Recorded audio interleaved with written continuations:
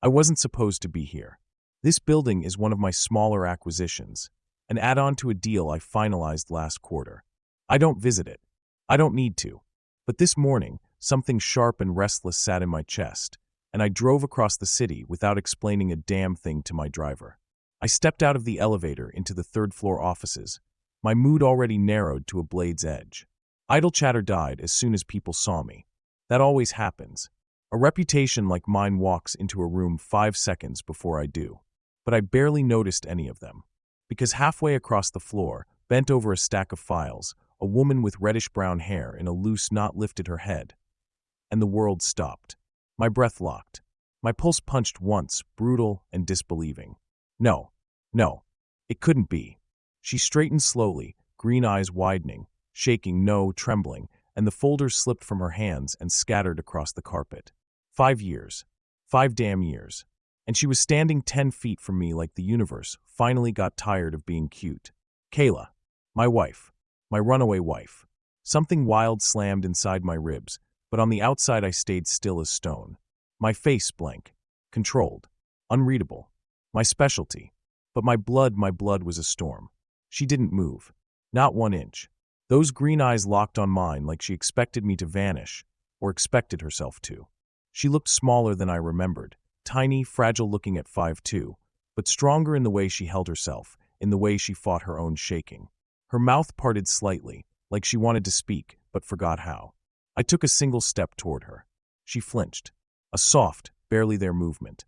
Most people wouldn't have caught it. I noticed everything. Her breathing hitched. Her fingers curled. Her pulse jumped beneath the delicate line of her throat. She remembered me. Good. I walked straight toward her, ignoring every set of eyes tracking my steps. The room faded to static. Only she remained. When I reached her desk, she pressed her palms flat against the surface, trying to ground herself, or trying to keep from running. I couldn't tell which. My voice came out low. Quiet. A razor wrapped in silk. Hello, wife. Her knees almost buckled. I felt it, not just saw it.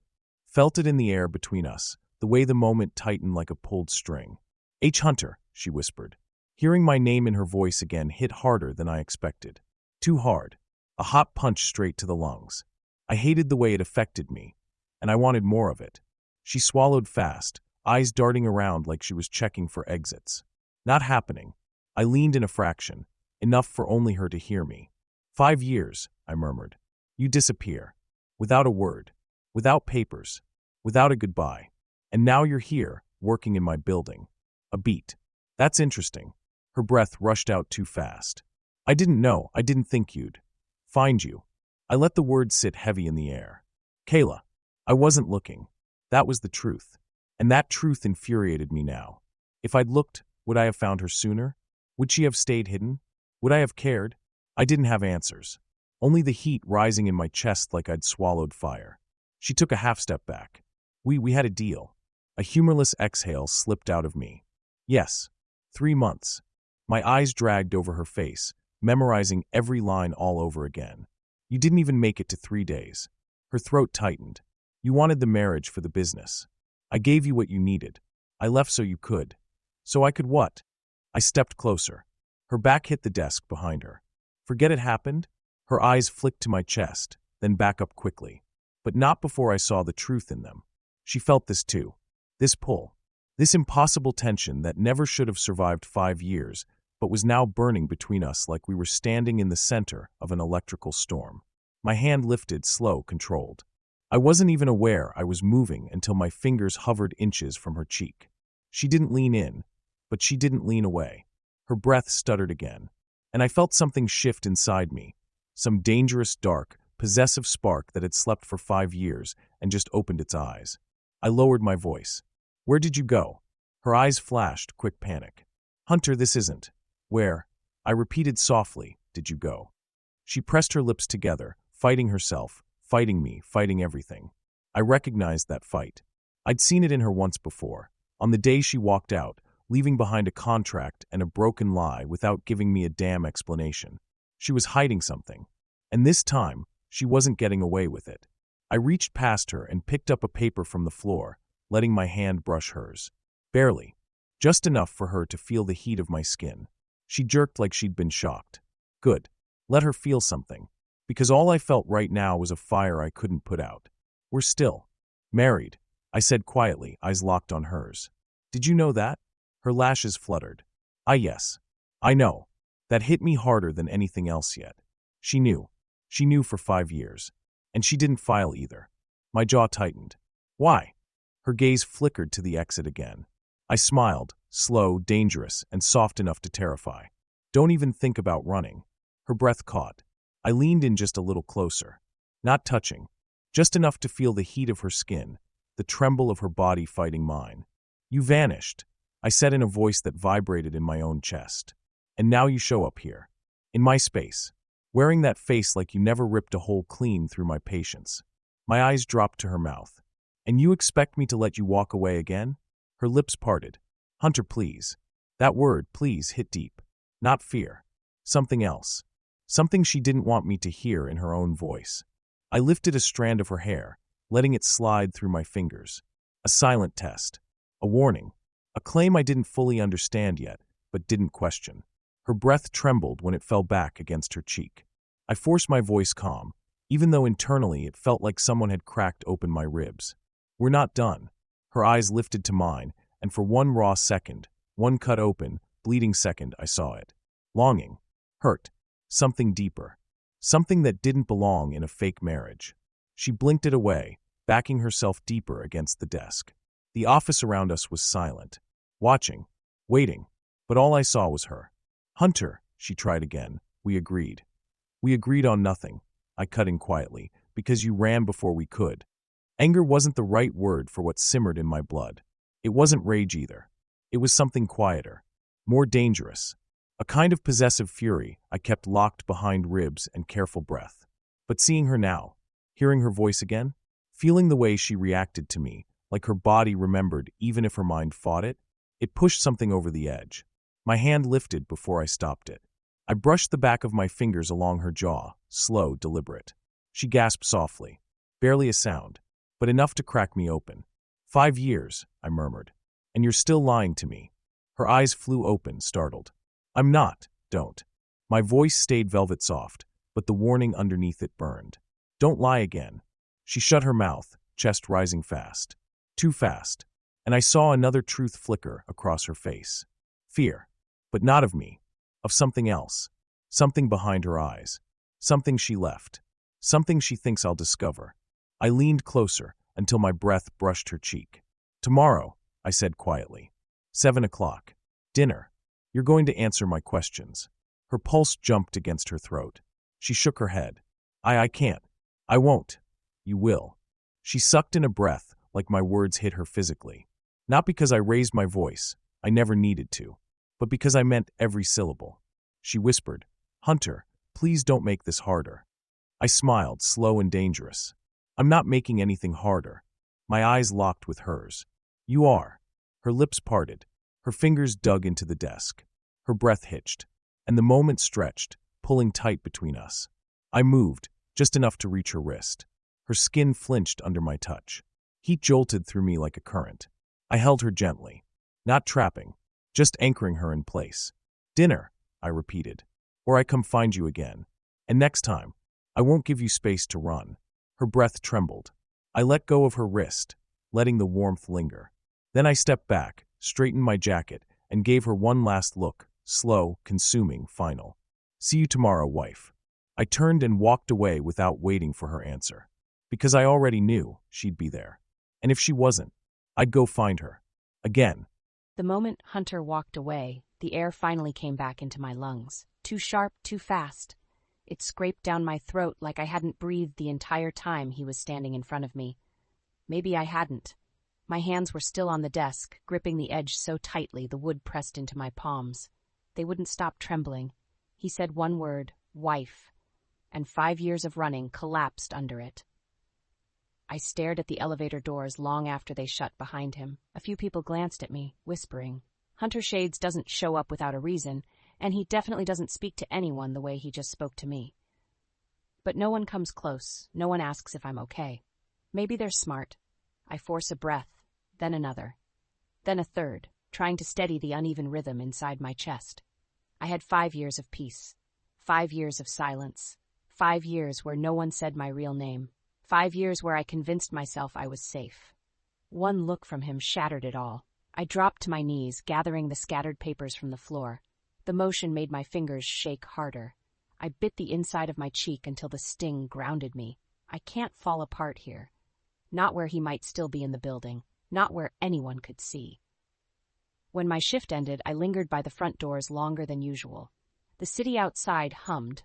Cars, footsteps, a distant siren. Life continuing, completely unaware that death brushed its shadow across my day. No, not death. Hunter. There's a difference. He's dangerous, yes, but not to me, not unless he learns the truth. And that truth sat like a stone under my ribs, ready to crack me open the second it escapes. I pulled my coat tighter and stepped outside, weaving through the drizzle settling over downtown. The rain clung to my hair, cold spots against my scalp. I welcomed it. Cold felt good. Cold felt real. My heart was still too hot from the way he said hello, wife. I didn't even know he'd come back to the city. Last I heard, Hunter operated from the tower on the other end of town. Far from here, far from anyone who didn't matter to him. He shouldn't have walked into that office. He shouldn't have seen me. He shouldn't have looked at me like that. I could still feel his eyes, silver gray, sharp, almost inhuman in how they cut right through me. He looked the same, and not the same. Still cold, still unreadable, still made of edges and warning signs, but underneath, something new, something dangerous in a different way. Something that felt like heat being kept under a locked lid. I pressed a hand to my chest, trying to settle the scattered rhythm. It didn't work. My apartment building was 4 blocks from the office. I didn't look around as I walked. Looking around is what gets you noticed. People forget that. Fear draws attention. So I kept my pace even, my eyes ahead, my breathing a calm lie. Still, when I reached the entrance and swiped my key card, something pricked at the back of my neck. A presence, a gaze, a shadow that wasn't the rain. My fingers froze on the handle. No, not here. Not after 5 years. Not after choosing this exact building because it was unremarkable and safe and... My pulse jumped again. The elevator dinged. I stepped inside quickly, turning to watch the doors close with a tightness in my throat. The moment they sealed shut, I exhaled shakily and leaned against the back wall. It wasn't him. It couldn't have been. Hunter wouldn't follow me without letting me know. He wasn't the kind of danger that hid in shadows. He was the kind that stood right in front of you and said your name like a verdict. Still, the feeling wouldn't leave. Inside my apartment, I locked the door. 3 locks, jiggled twice each out of habit, then leaned my forehead against it, breathing hard. I tugged off my coat and tossed it over a chair, then pressed both hands to my cheeks. They were hot. Too hot.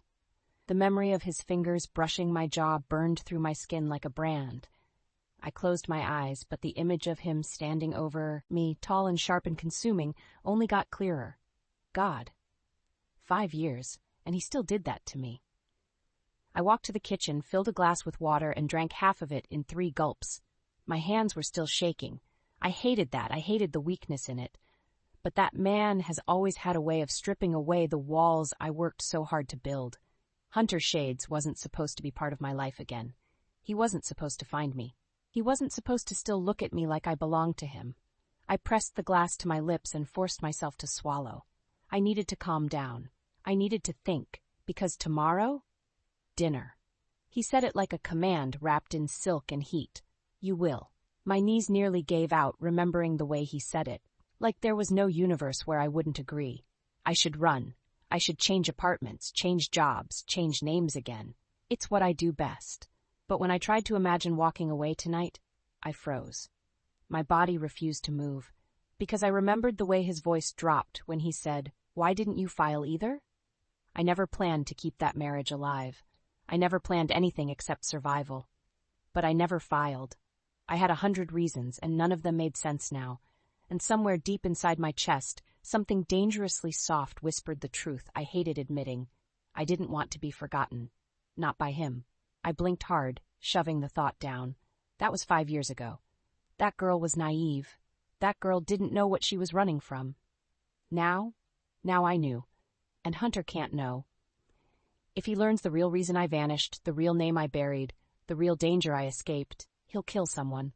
Or he'll kill me for lying, or he'll die trying to protect something that isn't his. My stomach twisted. I set the glass down with a clumsy thud. The apartment felt too quiet now, too small, too easy for my fears to echo off the walls. I walked to the bedroom and sat on the edge of my bed. Rain pattered softly against the window. The city lights blurred through it, painting the room in soft gold and gray. I rubbed my arms, trying to banish the memory of Hunter's touch. It didn't leave. It had sunk too deep. A soft buzz jarred the room. My phone. Unknown number. My heart lurched. A cold, sharp spike ran down my spine. I almost dropped the phone, fingers shaking as I unlocked the screen. One message. Tomorrow. I'll send the car. H. My breath left me in a rush. He had my number. Of course he did. A man like Hunter doesn't lose track of anything he claims. I stared at the message too long. The cursor blinked back at me, mocking every shaky breath. I should say no. I should delete it. I should run. But my fingers didn't move. Because another truth slithered in, unwanted and too real. I wanted to see him. Not because it was safe. Not because it was smart. Because a part of me, some small, stubborn, cracked open part, missed him. Missed the way he looked at me, like I was the only person worth his time. Missed the danger wrapped in soft control. Missed the heat. I dropped the phone on the bed and covered my face with both hands. This is exactly how people get destroyed. I stood, pacing a slow circle in the small room. Rain tapped harder at the window, each drop a reminder that I shouldn't go tomorrow. But my feet kept moving restlessly. My heartbeat kept tripping over itself. My mind kept replaying the moment he stepped closer, the way his breath brushed my cheek, the way he said wife like a promise and a warning. I grabbed a pillow and buried my face in it, letting out a silent scream. Why did he have to show up now? Why now, when I'd finally built something resembling a life? Why now, when I'd finally stopped waking up with nightmares of the name I used to carry? He wasn't looking for you, I reminded myself. He said it himself. It didn't matter. Now that he'd found me, he wouldn't let go. Hunter Shades doesn't lose anything twice. My phone buzzed again. My stomach dropped. Slowly I reached for it. Another message. Don't run. My lungs stopped working. He knew me too well. Or maybe he just knew human nature. I typed a single word, fingers trembling. Why would I run? 3 dots appeared instantly. Then, because I would and because you're scared. But come anyway. My chest squeezed tight, painful, too full. I stared at the last line until it blurred. Come anyway. My fingers hovered over the keyboard. I shouldn't answer. I shouldn't encourage this. I shouldn't feed the fire he was already lighting inside me. But I thought about the way he said, "Hello, wife." The way he looked at me like he'd been starving for 5 years and only just realized what he missed. And before I could stop myself, I typed, "Okay." I hit send. My heart crashed against my ribs. What did I just do? The phone buzzed immediately. Good girl. Heat shot through me so fast my knees nearly buckled. I sank onto the bed, breath shaking, mind spinning. If he ever finds out who I really am, if he ever finds out what I'm running from, if he ever learns how dangerous it is just to stand near me, he'll walk straight into a fire he won't survive. And worse, I don't think I'll be able to stop him. The room tilted slightly. The air felt too warm. I closed my eyes, pressing a hand to my chest, trying to calm the wild, unsteady beating. But tomorrow waited like a storm on the horizon, and Hunter Shades was the lightning. I didn't know if I was walking into danger tomorrow or walking back into the one place that ever felt like home. Her message came at 9:12 p.m. One word. Okay. I stared at it for a full minute, letting the satisfaction settle in slowly, the way heat spreads from the inside of a glass held in your palm. My phone lit the interior of the penthouse with a cold white glow, but the feeling inside my chest wasn't cold at all. She agreed. She was coming. Good. She always did listen, even when she pretended she didn't. I slid the phone into my pocket and walked toward the wall of glass overlooking the city. Rain streaked the windows, soft and shimmering under the lights below. The sky hung low and heavy like it was waiting for something to break. My reflection stared back at me in the glass. Black hair, silver-gray eyes, every line of my suit sharp as a blade. But beneath the neat veneer, something in me felt unsteady. I hated that feeling. More than anything. I kept my expression blank, even alone. Old habits. Necessary ones. I didn't let people see anything I didn't want them to. But tonight, for the first time in 5 years, I caught the faintest crack in my reflection. Not weakness. Hunger. Possession. Obsession that had been lying dormant, waiting in the dark, breathing slowly for half a decade. I pressed a palm to the glass and exhaled once, quietly. 5 years. She ran. She lied. She left without looking back. I should want that divorce. I thought I did.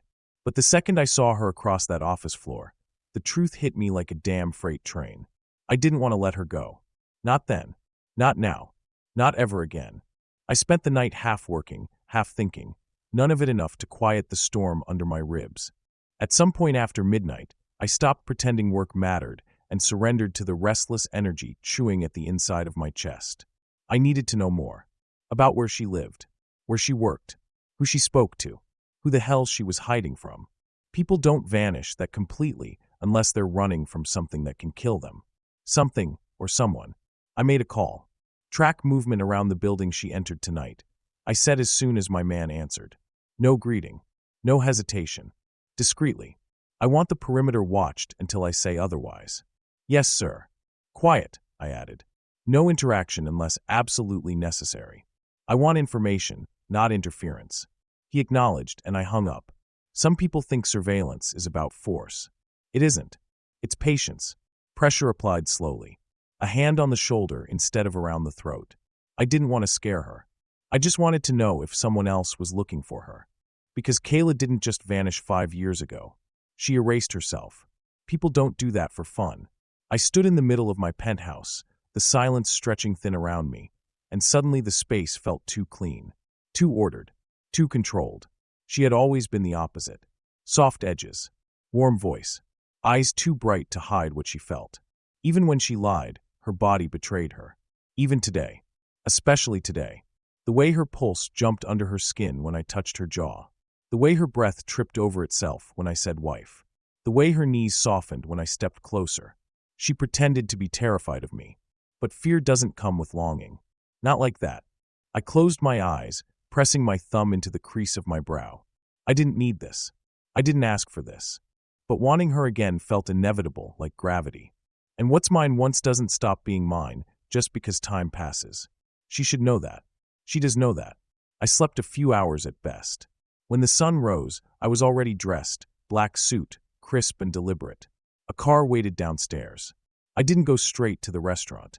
I went to the office she worked in. When I stepped inside, people stiffened like a cold wind swept through. My presence tends to do that. I ignored all of them and went straight to the hallway where I'd cornered her yesterday. I stood there for a moment, replaying the scene. The way she looked up at me like she'd seen a ghost. The way her body leaned in even when she tried to pull away. The way she said please in a voice that cracked something open in my chest. I lifted 2 fingers and pressed them to the wall where she'd braced her hand. My pulse kicked harder. Enough. She'd be with me soon. At exactly 6:58, my car pulled up in front of her building. I didn't get out. I didn't go inside. I didn't need to. The rear door opened at 7:01. Kayla stepped in, closing it behind her gently, like she didn't want to disturb the space she was entering. Her hair was damp from the rain, little waves clinging to her cheeks. She wore a simple black dress that hit her knees, nothing that invited attention, but somehow she glowed anyway. Her eyes met mine, and something inside me snapped tight. She whispered, "Hi." 2 letters. Soft. Unsteady. Deadly. I let my gaze drag over her, slow and unhidden. When it reached her mouth, she swallowed. "Hello, wife," I said quietly. Her breath caught, almost. Soundless. Good. She crossed her hands in her lap, fingers lacing and unlacing like she didn't know what to do with them. The car started moving, the city lights sliding over her skin like gold dust. She looked small, but not weak, like she was bracing herself. "Hunter," she began. I didn't let her finish. "You look different," I said softly. Her shoulders tensed. "I changed." "No," I turned fully toward her. "You hide differently." Her breath hitched. She looked away quickly, her gaze dropping to the window, but the reflection betrayed her, eyes too bright, chest rising too fast. I reached out, slow enough for her to pull away if she wanted. She didn't. My fingers brushed her jaw. Warm. Soft. Real. She sucked in a sharp breath. I tilted her chin until her eyes met mine again. "There it is," I murmured. "The truth." She blinked fast. "I don't know what you're talking about." "You do." My thumb slid lightly across her cheekbone. "You're scared. And not of me. Her throat worked as she swallowed. You shouldn't be here. I leaned in, close enough for her perfume to hit me. A faint scent, warm, something like vanilla and rain. And where should I be instead? I asked. She tried to pull in a breath. It came out shaky. Far from me. My lips curved, slow and dangerous. No, her eyes widened slightly. I told you yesterday, I continued. We're not finished. She shook her head, but her body leaned closer by instinct, like she didn't know how to resist the pull. Old memories flickered behind her eyes. Old heat. Old softness. Old truths she didn't want to remember.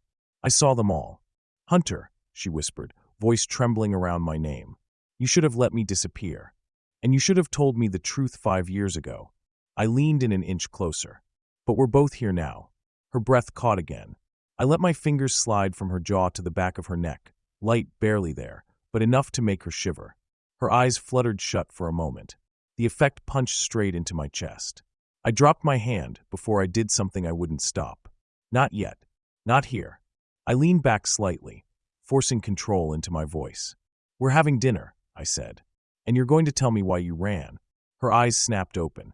Fear flashed, real fear, and I felt something sharp twist inside me. I didn't like that expression on her. Not because she was afraid. Because she was afraid of the wrong thing. Kayla, I said, low enough that the car swallowed the sound. I'm not here to hurt you. Her breath trembled. She didn't believe me. But she wanted to. I saw that too. We pulled up to the restaurant, private, silent, secluded. The driver opened her door. She stepped out into the soft rain, and I watched the water kiss her hair, her cheeks, the curve of her throat. She looked breakable in the worst and most beautiful way. I stepped out beside her. She stiffened when I offered my arm. Then, slowly, hesitantly, she took it. A warm jolt shot straight up my spine. I walked her inside, through the empty dining room, to the private suite in the back where the table was set for two. She stood behind her chair, not sitting, waiting for me to move first. She remembered the old etiquette. Good. I sat. So did she. For a moment, neither of us spoke. Then I leaned forward, my voice soft enough to cut through her breathing. Start from the beginning, I said. Why did you run? She looked down at her hands and said nothing. Seconds stretched. Her silence told me everything I needed to know. She wasn't searching for excuses. She was picking which truth she could survive. I lowered my voice even further, letting each word land heavy. Kayla. Her head lifted. My eyes locked with hers. I will know the truth eventually, with or without your help. Her lips parted. Her pulse jumped.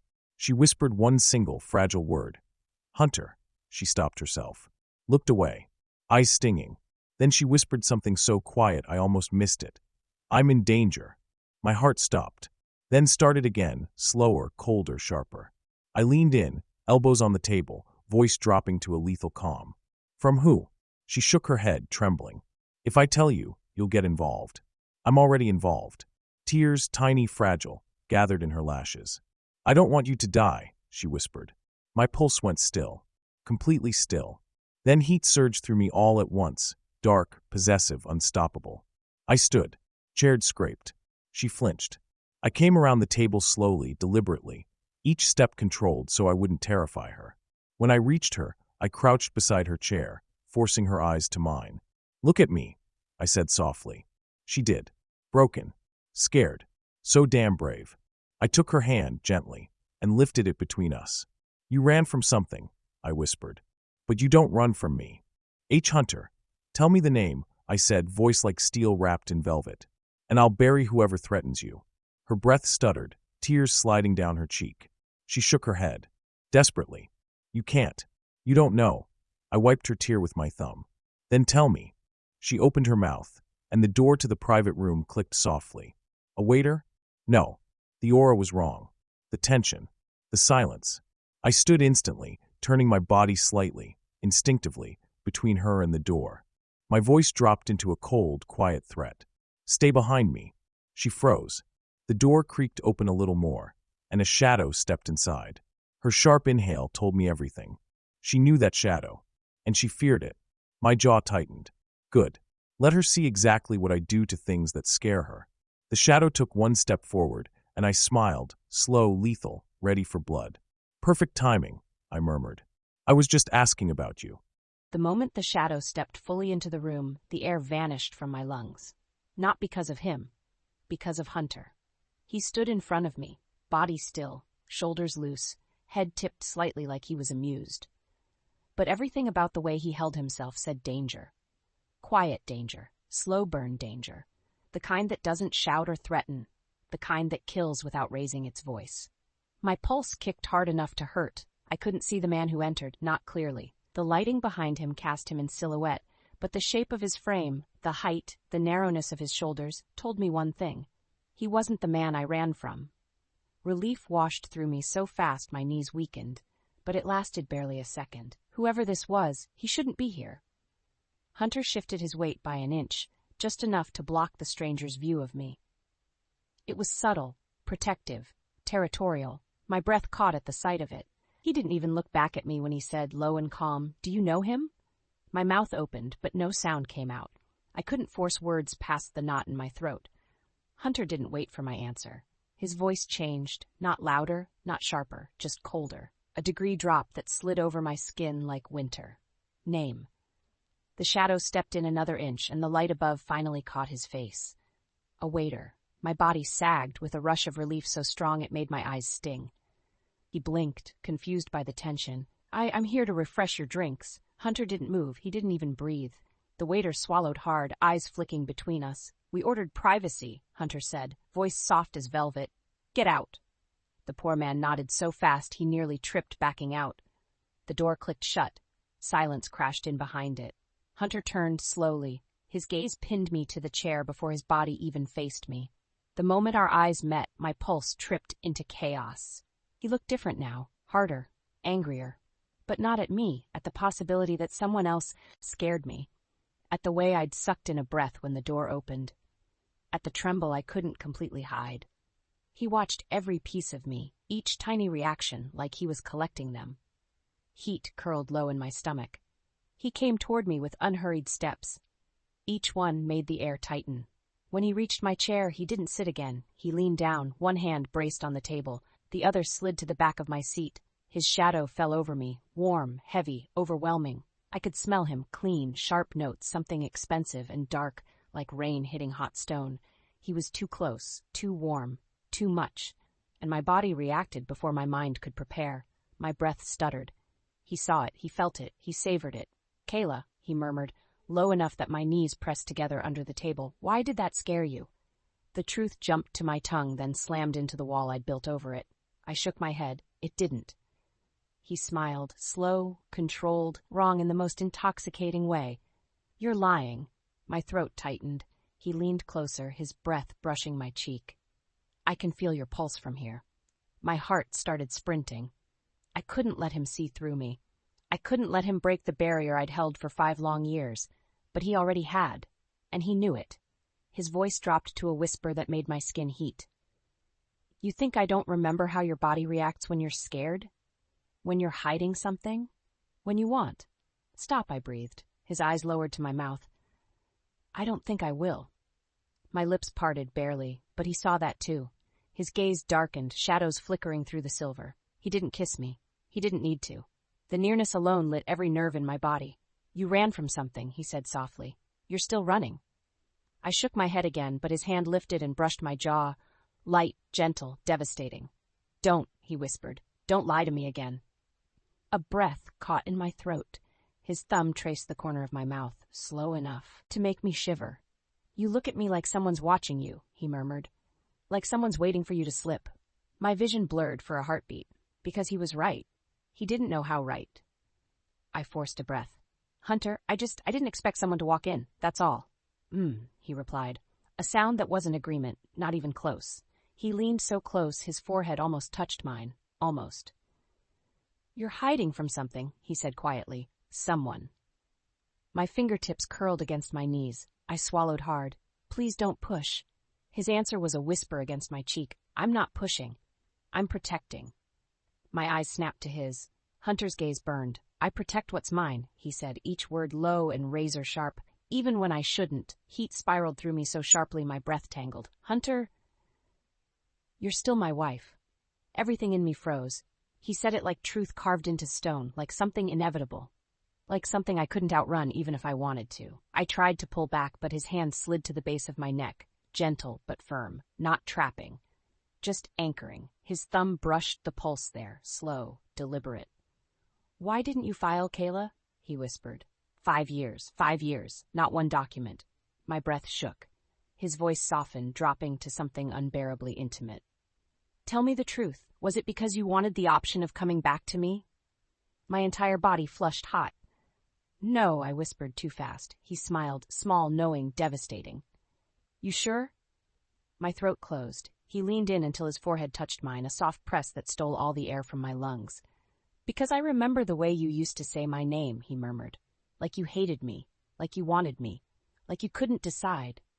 His breath skated over my lips. "And when I saw you yesterday, you looked at me the same way." I exhaled shakily. "Hunter." He tilted my chin up. "Yes?" The air between us felt electric, dangerous, barely restrained. My mouth moved before I could stop it. "You scare me," I whispered. His eyes flashed, not with triumph, not with cruelty, with something darker, something hungry, something raw. "Good." My breath stuttered. He lowered his voice to a growl-soft whisper. "It means you still feel something." My hands trembled. His thumb traced the line of my lower lip. I didn't stop him. Couldn't. He leaned in, slow, giving me time to lean away. I didn't.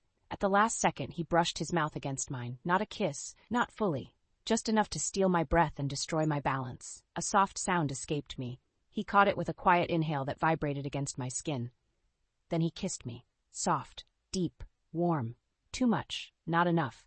His hand tightened against my neck, pulling me closer, and I melted, against him, into the heat of his mouth. I let myself fall into it for one stolen second. He kissed like he meant it, like he'd waited 5 years. Like he was claiming something he never planned to release. My fingers slid up his chest on instinct, tangling in the crisp fabric of his suit. The moment I touched him, he let out a low sound, quiet, rough, undone for him. The sound broke something inside me. He deepened the kiss, slow and consuming, as if he could learn everything I'd hidden through the way my breath hitched, the way my lips softened, the way I pressed closer without thinking. When he finally pulled back, I couldn't breathe, not properly. My pulse hammered under his hand and he smiled against my mouth, hot, hungry, victorious. "I missed that," he whispered. I shook my head, breath trembling. "We can't. I can't." "Why not?" he murmured, brushing his nose along mine. "Because you lied? Because you ran? Because you still want me and you hate that?" I closed my eyes, trying to steady myself. He wasn't wrong. That scared me more than anything else. I pulled away from his touch, barely, a half inch, almost nothing, but he felt it. His hand dropped from my neck slowly, dragging warmth with it. His eyes darkened, not angry, not hurt, determined. Hunter placed both palms on the table beside me, leaning in like I was the only thing holding him together. "Kayla," he said, voice soft and dangerous, "I'm going to find out who you're running from." "No," I breathed. "Yes. I don't want you involved." His jaw flexed. Too late. He stepped back just enough to see my whole face, his expression unreadable. "If someone is threatening you," he said quietly, "they're threatening my wife." The word wife hit me like a brand. Heat sparked in my stomach. Fear coiled around my ribs. My body didn't know which one to feel. He reached for my hand on the table. I let him take it. His fingers wrapped around mine, warm and steady. "You're not alone," he murmured. My eyes burned. He lifted our joined hands to his lips and kissed my knuckles. Soft, slow, possessive. I swallowed hard, blinking fast. He straightened, still holding my hand. "Now," he said, voice suddenly colder, "you're going to tell me." He stopped, his head lifted slightly, his eyes sharpened, his grip on my hand tightened. "Hunter?" I whispered. He didn't answer. A beat later, footsteps, outside the door. Soft, careful, wrong. Hunter's entire body changed. His shoulders stiffened, his stance widened. His hand slipped from mine and went to the inside of his jacket. I froze. "Stay behind me," he murmured, calm, soft, final. "Hunter, do not move." My heartbeat rattled so hard my chest hurt. The footsteps stopped right outside the door. A shadow slid under the crack of the frame. My throat closed. Hunter's voice dropped to a whisper meant for my ears alone. "Whoever opens that door," he said, "is not walking out." The handle turned, and Hunter stepped in front of me like a living wall, one hand slipping toward the weapon I hoped he wouldn't need. The handle turned slow enough to be deliberate. Not a waiter. Not staff. Someone who wanted to listen first. Someone who didn't expect me here. I shifted my weight forward, fingers brushing the grip of the weapon under my jacket. Not drawing, just preparing. My eyes narrowed, breath steady. Killing isn't something I do often. It's the ghost people think follows me everywhere, but I choose violence the way some men choose wine, rarely, and only when it matters. Right now, it mattered. Not because of me, because she was shaking behind me. The door creaked open an inch, just an inch, and I caught a glimpse of a black sleeve. Thin wrist. Wrong posture. Someone who didn't belong in a place like this. I moved first. Fast, silent, controlled. My hand shot forward and slammed the door shut with my palm, catching the intruder's wrist before he had a chance to pull away. A soft gasp. A stutter of fear. Good. My voice came out low, cold, without a hint of strain. Try that again. Sir, I'm sorry, He wasn't a threat. I knew it instantly. His bones were too brittle under my grip. His breath too frantic. His reaction too soft. A scout. A delivery boy. An idiot who opened the wrong door. I kept hold of him for another heartbeat. Long enough to make sure Kayla saw it. Long enough for the boy outside to feel what real fear was. Then I let go. The wrist snapped back like a rubber band, and the silhouette stumbled. I opened the door myself this time, slowly, with the kind of calm that makes grown men rethink their life choices. A young man stood there, barely 20, wearing a black apron and holding a stainless pitcher with both shaking hands. His eyes went wide when he saw me. Wider when he saw the look I gave him. "G guest refreshments," he stammered, voice breaking on the last word. "The manager said this room." "No one comes in," I said softly. "Ever." "Understood." He bobbed his head so hard I thought it might fall off. I leaned closer, lowering my voice even more. "And if you step closer to that door again tonight," I paused, watching him swallow, "you'll find yourself dealing with someone far less patient." He nearly dropped the pitcher. "Why, yes, sir. Absolutely. I'm sorry, sir." I stepped back and shut the door in his face. The lock clicked. Silence pooled thick around us again. I turned toward her. Kayla stood a few feet from the table, her chair pushed back, her hands trembling slightly at her sides.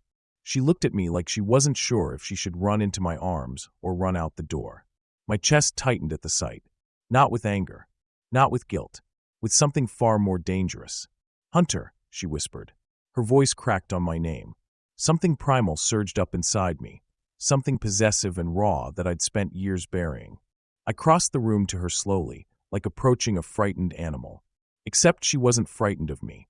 Not really. She was frightened of how she reacted to me. I could see it all over her skin, her breath, her pulse. "Did he scare you?" I asked quietly. "No," she breathed. "Not him." Her eyes met mine with too much honesty. Too much vulnerability. Me. She meant me. A heat pulsed through my chest. Wrong, addicting, impossible to ignore. I stepped close enough to feel her body's warmth. Close enough for our breaths to mix. "Then who is scaring you?" I murmured. Her lashes trembled. She looked down, fingers twisting together. I hated that gesture. That fear. That fragility she tried to hide. I reached out and wrapped my hand around her wrists gently, lowering them. "Don't do that." She swallowed. "Hunter, please." I waited. She didn't finish. Good. I didn't want excuses. I wanted truth. I softened my voice, letting it drop into the dangerous calm she always reacted to. "Kayla, look at me." She did. Slowly. Reluctantly. And then fully. Her green eyes locked onto mine, wide and glossy and haunted. "There's someone out there," she whispered. "Someone who would do anything to find me." The room tilted a little. Not from shock, not from surprise. From the sudden, sharp focus that crashed through my veins. "Who?" I asked. "I can't. Who?" I repeated, softer this time. Dangerous in the gentlest way. She closed her eyes, breath shaking. And then she whispered, "I can't tell you." I stepped even closer, my chest brushing hers. "Why not?" Her voice cracked open. "Because you'll kill him." Silence. Heavy. Lethal. Electric. She wasn't wrong. She wasn't even close to wrong. My voice, when it came, was quiet enough to shatter glass. "Tell me his name." "No," she whispered. "Hunter, no." I tilted her chin up with 2 fingers. She gasped softly. "It's my job to protect what's mine," I murmured. "I'm not." "Don't," I said, eyes narrowing. "Don't finish that sentence." Her breath hitched. She tried to step back. I didn't stop her, but the moment she moved, something sick and violent twisted deep inside my chest. Jealousy. Possessive, silent, cold jealousy. It slid under my skin like heat and ice all at once. But she didn't move far. Just half a step. Barely anything. Her body wanted to stay where it was. She just didn't want to admit it. I let the breath I'd been holding out slowly. "Sit," I said gently. She hesitated. Not because she was afraid. Because she didn't trust herself around me. I stepped around her and pulled her chair out. She blinked. Once. Twice. Then she sat. I took the seat beside her instead of across. Close enough that our knees brushed under the table. Close enough to hear every uneven breath she took. Her pulse fluttered like wings. I rested an elbow on the table and turned to her. "There's something you're not telling me," I said softly. "And I don't like being in the dark." She pressed her lips together. Her eyes shined with something that hit me like a punch. Fear. Guilt. And something else, something warm and cracking open. "I'm trying to protect you," she whispered. I exhaled a quiet, humorless breath. "You don't protect me," I murmured. "That's not how this works." Her eyes tightened. "So you get to protect me," she said softly. "But I don't get to protect you?" "Yes." She jerked at that. A small, furious inhale. "Hunter," she whispered. "You don't understand what he'd do if he finds out you're near me. He doesn't forget. He doesn't forgive." She stopped. Because I wasn't reacting with fear. Or surprise. Or concern. My expression didn't change. She noticed. Her voice thinned. You aren't even scared." "No," I said. "You should be." "No," I repeated. "He should be." Her breath trembled. A tiny tear slid to the corner of her eye, catching the low light. I reached out slowly, giving her the chance to move. She didn't. I brushed the tear away with my thumb. Her eyes closed at the touch. Her breath hitched again. "Don't cry because of him," I murmured. Her jaw tightened. Another tear slipped out. I caught that one too. She leaned, barely, but enough. Enough that her cheek brushed my palm. Enough that she breathed in the quiet, dangerous air between us. "Hunter," she whispered. I leaned in, touching my forehead to hers. "Tell me the truth," I breathed. She shook her head, desperate. "I can't. If you know," I whispered into the space between us, "what he did to you, I'll make him regret." Her chest rose fast. Too fast. Her lips parted. My eyes dropped to them, heat pulsing through me. "You can't do anything," she whispered. "Please just let this go. Let this go." The words hit me like a slap. Not angry. Not violent. Just impossibly wrong. Let her go. Let the threat go. Let the fear in her chest go. Let the marriage go. I leaned back a fraction, just enough to see her fully. "No," I said quietly. Her breath stilled. I lowered my voice further, letting it slip into something that made her shiver. "I'm not letting anything go. Not you. Not this. Not him." Her eyes widened. And the fear there wasn't fear of me. It was fear of how far I'd go. How far I already was. She opened her mouth. A phone rang. Not mine. Hers. The sound sliced through the tension like a blade. She froze completely. Her skin drained of color. She reached into her purse with a shaking hand, lifting the phone slowly. Unknown number. The same number she'd gotten years ago. The same number that had burned her life to ash. I knew it by the way she stared at the screen. By the way her body folded in on itself. By the way every breath she tried to take failed. "Kayla," I said, already reaching for the phone. She jerked it back. "Don't." The phone rang again. Hunter Shades doesn't feel cold. But I felt ice wash through my blood. "Who is it?" I asked softly. Her eyes lifted to mine. Broken. Terrified. Resigned. "It's him." I stood. Not fast. Not loud. Just inevitable. "Give me the phone." She clutched it tighter. "Hunter, please, he'll kill you if you answer." I leaned down, lowering my face to hers. My voice dropped to a lethal whisper. "He won't touch me." Her tears welled again. "He will." "No," I said, taking the phone from her trembling hand with a gentleness that felt violent. "He won't." I straightened. The phone rang again. My thumb hovered over the screen.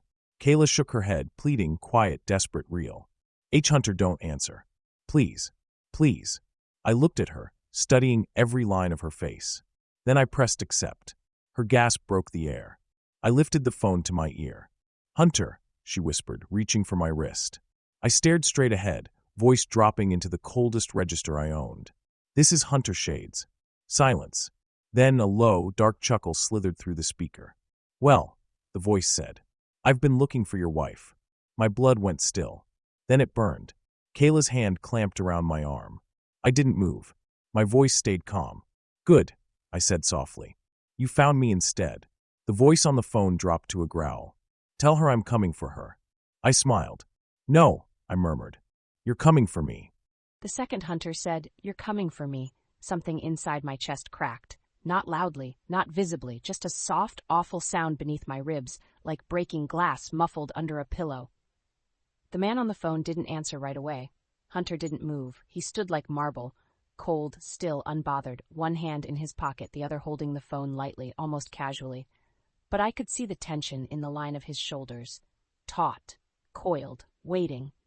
And then the voice came again, dark, smooth, too calm. "She's mine." My stomach dropped so fast I grabbed the back of my chair to stay upright. "No," Hunter said quietly. "She's not." The softness in his voice. God, that was the worst part. He didn't raise it. He didn't threaten. He didn't growl. He simply stated a fact. The room felt too small, the air too thin, my pulse too loud. The man laughed, a sound I had prayed I'd never hear again. "You still think you get to decide what's yours, there, Shades?" A flicker moved in Hunter's eyes, silver hardening to steel. "Yes," he said, "I do." I reached out without thinking, fingers curling around his wrist. His skin was warm, steady, unshakable. Everything I wasn't. Hunter didn't look down at my hand. He didn't break eye contact with the wall in front of him, as if he were staring through it, straight into the man's head. "You disappeared for 5 years," the voice continued, almost amused. "And you didn't come for her. I expected more from the great Hunter Shades." A muscle ticked in Hunter's jaw. Tiny, sharp, but it was enough. "Be careful," he said softly. "Oh?" the man taunted. "Are you warning me?" "No." Hunter's voice was barely a whisper. "I don't warn." My heart hammered hard enough to bruise. "Bring her to me," the man said. "Or I come get her myself." Hunter's grip tightened around the phone. Not enough to break it, just enough to keep the shake out of his hand. "You won't touch her," he murmured. "You can't stop me." Hunter's eyes flicked to mine then, just for a half-second. He didn't look scared. He didn't look angry. He looked determined. And something else I couldn't name, something frightening and warm all at once. "Yes," he said quietly, "I can." There was a beat of silence, 2, 3, then the line went dead. Hunter lowered the phone slowly. The room tilted. I gripped his wrist harder, my breath shaking. "Hunter, he knows you're with me. You don't understand." "I understand perfectly." He finally looked at me, really looked. And the heat in his eyes hit me like a physical force. "You should have told me sooner," he said. "I didn't want you involved." He stepped closer. My fingers dropped from his wrist, but he caught my hand before it fell completely. "You don't get to decide that," he murmured. I pulled in a shaking breath. "You'll get hurt. You don't know what he's capable of." "I don't care what he's capable of." His thumb traced over my knuckles, slow, deliberate, grounding and stealing my breath at the same time. I swallowed hard. "You think you're invincible." "No." His voice dropped even softer. "I just don't fear men who hide behind women."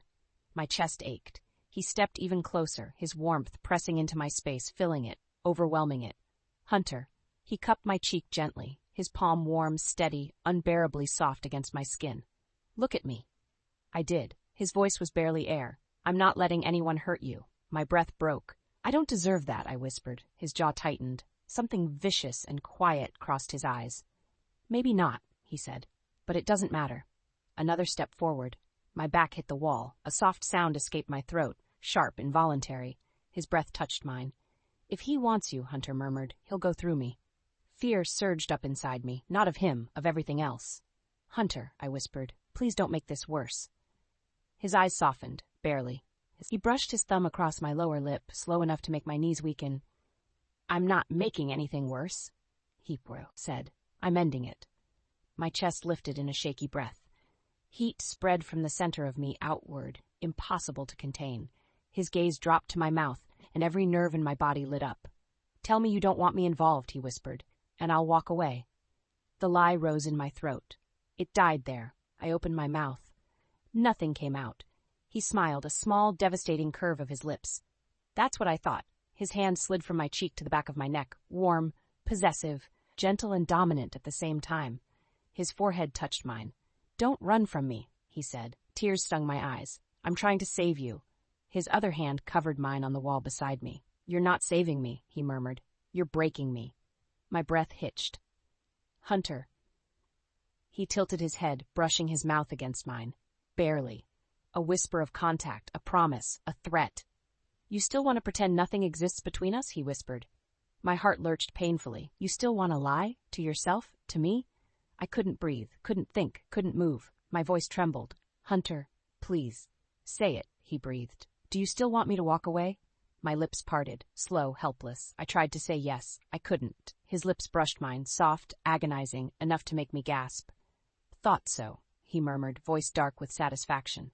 He kissed me, soft at first, slow, painfully gentle, like he was waiting for me to pull away. I didn't. My fingers curled into his shirt, and he groaned softly at the contact, low, quiet, like he'd been holding the sound inside for 5 years. His hand slid to my waist, pulling me closer, deeper into the warmth of him, into his breath, into the truth I couldn't deny anymore. The kiss deepened, still safe, still restrained, but full of something burning and inevitable. My body eased into his like it remembered, like it had been starving for this, for him. When he pulled back, I was shaking. He pressed his forehead to mine again, breath uneven. That's why he's not getting you, he whispered. Not this time. I swallowed hard. You don't understand. I understand that you're mine. The word hit me like heat and lightning and heartbreak. He wasn't talking about our marriage. He wasn't talking about a contract. He wasn't talking about 3 months 5 years ago. He meant now. He meant tonight. He meant every part of me that reacted to him without permission. I stepped back, breath staggering. Hunter, he'll come after you. Good, he said calmly. I stared at him, horrified. No, let him come. His eyes darkened, colder, sharper. I want him to. I shook my head, panic rising. You don't understand. He'll bring people. He'll bring... Hunter stepped forward, and suddenly his hand was at my waist again, steadying me, anchoring me to reality. I don't fear men who crawl in shadows, he said softly. I fear losing what's mine. My throat tightened. You're not. His eyes snapped to mine, and he whispered, I am done letting you run. My body went still, too still. He lifted my chin with 2 fingers, forcing me to look at him. Tell me you don't want me, he breathed. Just once. I opened my mouth. Nothing. Nothing came out. A slow, victorious heat unfurled across his face. That's what I thought, he whispered again. He leaned in, and the restaurant lights cut out, every single one. Black swallowed the room. My breath hitched. Hunter. He grabbed my wrist instantly, pulling me into his chest. His breath brushed my ear. It's him, he murmured. My heart plummeted. How do you know? He leaned closer. His voice was ice, because he's too stupid to hide his presence. My pulse hammered so loud I could barely hear. Outside the door, a footstep. Slow, deliberate, not staff, not random. Hunter's grip tightened. His voice dropped to a whisper that made my skin go cold. Stay behind me. Another footstep, closer. Then a voice, low, amused through the dark. Found you? Hunter pushed me gently behind him. Stay down, he breathed. The door handle began to turn. My heart stopped.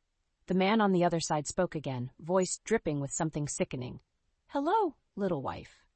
Hunter's body went rigid. A cold, lethal calm filled the space around him. I'm going to kill him, Hunter whispered. The handle clicked. The door opened. I reached for Hunter's arm, but by the time my fingers touched him, he was already moving toward the shadow. The moment the door opened, instinct took over. Not the blind kind, the kind people imagine thugs have. Not the loud kind that sends chairs flying and fists breaking bone. My instinct is quiet, cold, mathematical. I moved before the shadow finished stepping inside. One arm swept behind me, pushing Kayla deeper into the wall. My body blocked her completely. Not by chance, not by reflex, but by design. I didn't look back at her. I didn't need to. I could feel her breath hit my back. Fast, hot, terrified in a way that made every muscle in me coil tighter. She wasn't scared of me. She was scared of him. And that made something ugly unfurl inside my chest. The man stepped into the room fully, and the dim exit sign behind him finally traced his features. Younger than I expected. Slender. Sharp cheekbones, too perfect hair slicked back. The kind of face people mistake for harmless. Coward's face. Pretty, polished, poisonous. His eyes landed on me first, then slid over my shoulder, searching for her. He didn't find her. He wouldn't. I moved half an inch, blocking more of her. "Hunter Shades," he said, like he was greeting an old friend or a dead man. "I wondered when I'd meet you." His voice made Kayla flinch behind me. Small, barely noticeable. But I noticed. He smiled. Teeth white. Too white. The smile of someone who had never once dealt with consequences. My breath left me slowly, deliberately. "I didn't wonder," I said. "I knew you'd show your face eventually." His eyes glittered like glass. Confident. "No," I tilted my head. "Predictable." He laughed softly, amused like this was a game. "You're exactly as she described you." My jaw flexed. "She never described me," I said, cold slipping into my tone like frost. "She didn't talk about me at all." He shrugged one shoulder. "Not recently. But 5 years ago." My spine tensed. Kayla stiffened behind me. He smirked. "She told me everything." A lie. I could hear it. Not in his voice. Men like him were trained in deception. I heard it in the way Kayla's breath stuttered behind me. I let out a quiet exhale. "Careful," I murmured. "Or what?" he asked softly. "You'll kill me." I didn't answer. I let silence fill the room until it pressed against him like a hand on the throat. His smirk wavered. "Good." I took a small step forward. He took one back instinctively. Another good sign. He wasn't brave. He wasn't fearless. He wasn't bold. He was armed with one thing, my wife's fear. That was going to end tonight. "You didn't come here to talk," I said. "Say what you came to say." He flicked his gaze past me again, eyes hungry with the thrill of her fear. Kayla's fingers tightened against the wall. I felt it through the air, through the tremor that moved into my spine. When his gaze locked onto her outline, even barely visible, something inside me snapped. A quiet snap. A cold one. My voice came out low enough to make him stiffen. "Don't look at her." He blinked. "What?" I said. I repeated, stepping forward again. "Don't look at her." He laughed. "You're possessive. Cute. Cute." A strange calm washed through me. "I'm not cute," I said. He stepped sideways, trying to angle around me to see her. I moved with him. Perfectly. Blocking him like he didn't even exist. Kayla sucked in a breath, small and shaken. He grinned wider. "Ah, she's behind you. So sweet." This time, I interrupted by stepping closer, invading his space. His grin faltered. "I didn't touch him. I didn't need to. I warned you once," I murmured. "I won't warn you again." He swallowed, but the bravado stayed on his face, painted on like a cheap mask. "You can't protect her forever," he said. "She was promised to me." Kayla's breath hitched so hard it trembled through my spine. I turned my head slightly toward her. Not enough to reveal her, just enough to let her know she wasn't alone. Then I whispered, for her ears only, "Don't listen to him." She let out a sound, small, broken, a quiet denial of the fear that had gripped her. I faced the man again. My voice went flat. "Promised." "Yes," he hissed. "By her father. By the contract we—" "She has no contract with you." I cut in. "Not anymore." He smirked. "And you're the judge of that?" My lips curved, cold, humorless. "Yes." His jaw twitched. "She's mine. Mine." The word made something dark slide under my skin, slow and lethal. I stepped right into his space, my breath brushing his face. "No," I said softly. "She's not. She ran from me." "She ran from you because you hurt her," I whispered. "She ran from you because you're weak." His eyes went wild. "Good. Push him. Break him. End him." He spat the next words with venom. "You think you can keep her? You think she wants you?" Before I could speak, Kayla's voice came from behind me. Barely a whisper. "Yes." Time stopped. Even the air froze. The man blinked, stunned. His smugness cracked, just slightly. I moved half an inch, just enough to see her out of the corner of my eye. Kayla was trembling. Her hands were shaking. Her eyes were wet, but she was standing. Not hiding. Not cowering. Standing. For me. For herself. For the first time in 5 long years. Heat, quiet, powerful, slid through my chest. I turned back to the man. "That," I said, "is the last truth you'll ever hear from her about you." He sneered. "You're dead, Shades." "Get in line," I murmured. He lunged. Predictable. I shifted to intercept, but he wasn't lunging for me. He lunged for her. For Kayla. Something inside me split open, fast, violent, unstoppable. I moved with speed I hadn't used in years. My hand slammed into his arm, redirecting him away from her, spinning him back toward the table. He stumbled, hitting the edge. I was on him instantly. My forearm pressed into his collarbone, not crushing, not breaking, but pinning him with deliberate, effortless power. His breath stuttered. He finally understood. "This was your only chance to walk away," I said. "I'm not," he gasped. I leaned close, voice a whisper of steel. "You touched what's mine." He trembled. I heard Kayla's breath behind me, fast, terrified, but not of me. Of losing me. I tightened my grip. Not enough to harm. Enough to make a point. His pulse jumped against my arm. "You come near her again." My voice barely existed now. "And I will end you." No shouting. No rage. Just a promise. He swallowed hard. "Shades."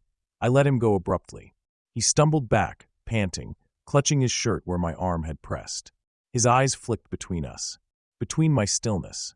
Her trembling strength. He finally realized he'd lost. He stepped back toward the door, chest heaving. "This isn't over." I smiled. "Yes, it is." He slipped out of the room. The lock clicked. Silence. Silence so heavy it crushed the air. I turned slowly. Kayla stood frozen against the wall, breath shaking, eyes wide and wet. Her chest rose too fast. Her hands trembled violently. I softened immediately. "Kayla," I murmured. She shook her head, tears streaking down her cheeks. "You shouldn't have done that," she whispered. "You shouldn't have gotten between us." I walked toward her, slow, careful, like approaching something fragile but precious. When I reached her, she didn't move. I lifted my hand, paused, gave her time to refuse. She didn't. My palm cupped her cheek. She leaned into it with a sound so soft it broke me. "I had to," I whispered. "No," she breathed. "He'll kill you." My thumb caught a tear sliding down her face. "No," I said softly. "He'll try." Her lips trembled. I leaned in slowly until our foreheads touched. Her breath hitched. My heart thudded once, hard, against my ribs. "Hunter," she whispered, voice breaking, "he won't stop. I know. He'll come again. I know. He'll bring more men. I know." "Then why?" I kissed her. Not her lips. Her forehead. Soft. Slow. Sacred. She gasped. My voice broke against her skin. "Because I'm not losing you again." Her knees buckled. I caught her, hands on her waist, pulling her against me, holding her steady as she dissolved against my chest. Her fingers curled into my shirt. Her breath was hot and uneven against my throat. "Oh God," she whispered, shaking. "Hunter, please don't die for me." My hand slid into her hair, cradling her head. I held her like she was the first thing I'd ever chosen to protect. "I'm not going to die," I murmured into her hair. A beat. A breath. A truth I'd known since the moment I saw her. "I'm going to kill him first." She froze. Her breath stopped completely. She lifted her face to mine, eyes glassy, terrified, begging. "Hunter," she whispered, "please don't do this." I cupped her cheeks with both hands, pulling her closer until her lips brushed my breath. "I don't have a choice." My voice roughened. "He marked you." She flinched. I swallowed hard. "And that means his life is already over." Her breath broke. "Hunter." The restaurant lights flickered. Her eyes widened. My grip tightened instinctively. The lights went out again, and from somewhere in the building, a scream. Then gunfire. One shot. Close. Too close. Kayla flinched violently against me. I wrapped her in both arms, turning my body toward the door, ready to shield her with my entire life. Another scream. Another shot. Footsteps. Running. Coming closer. My pulse slowed, not sped. My mind went cold and precise. I pressed a kiss to her temple. "You stay behind me." She clung to me, shaking. "Hunter, no, please." But the footsteps were already outside the door.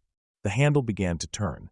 I shifted, pulling her fully behind my back, one hand reaching under my jacket for the weapon I had hoped not to use. Kayla gasped, her fingers gripping my suit. The door swung open, and I whispered, "Whatever happens, you don't move." A figure stepped into the dark room, and my finger tightened on the trigger. The door swung open so fast, I barely had time to breathe. Hunter shoved me behind him with a force he tried to soften, but there was nothing soft about the moment. His body was a wall, solid, warm, immovable. My fingers clutched the back of his suit jacket without thinking, nails digging through the fabric. The figure stepped into the room. I flinched. My breath broke. My heart punched painfully into my ribs, but Hunter didn't move. His stance lowered. His shoulders widened. His breath slowed into calm, measured control. the kind that should terrify anyone who understood what it meant.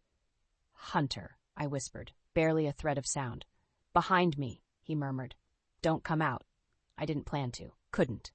The figure stepped into the faint red glow of the emergency lights. Not him. Not the man from before. Someone else. A guard.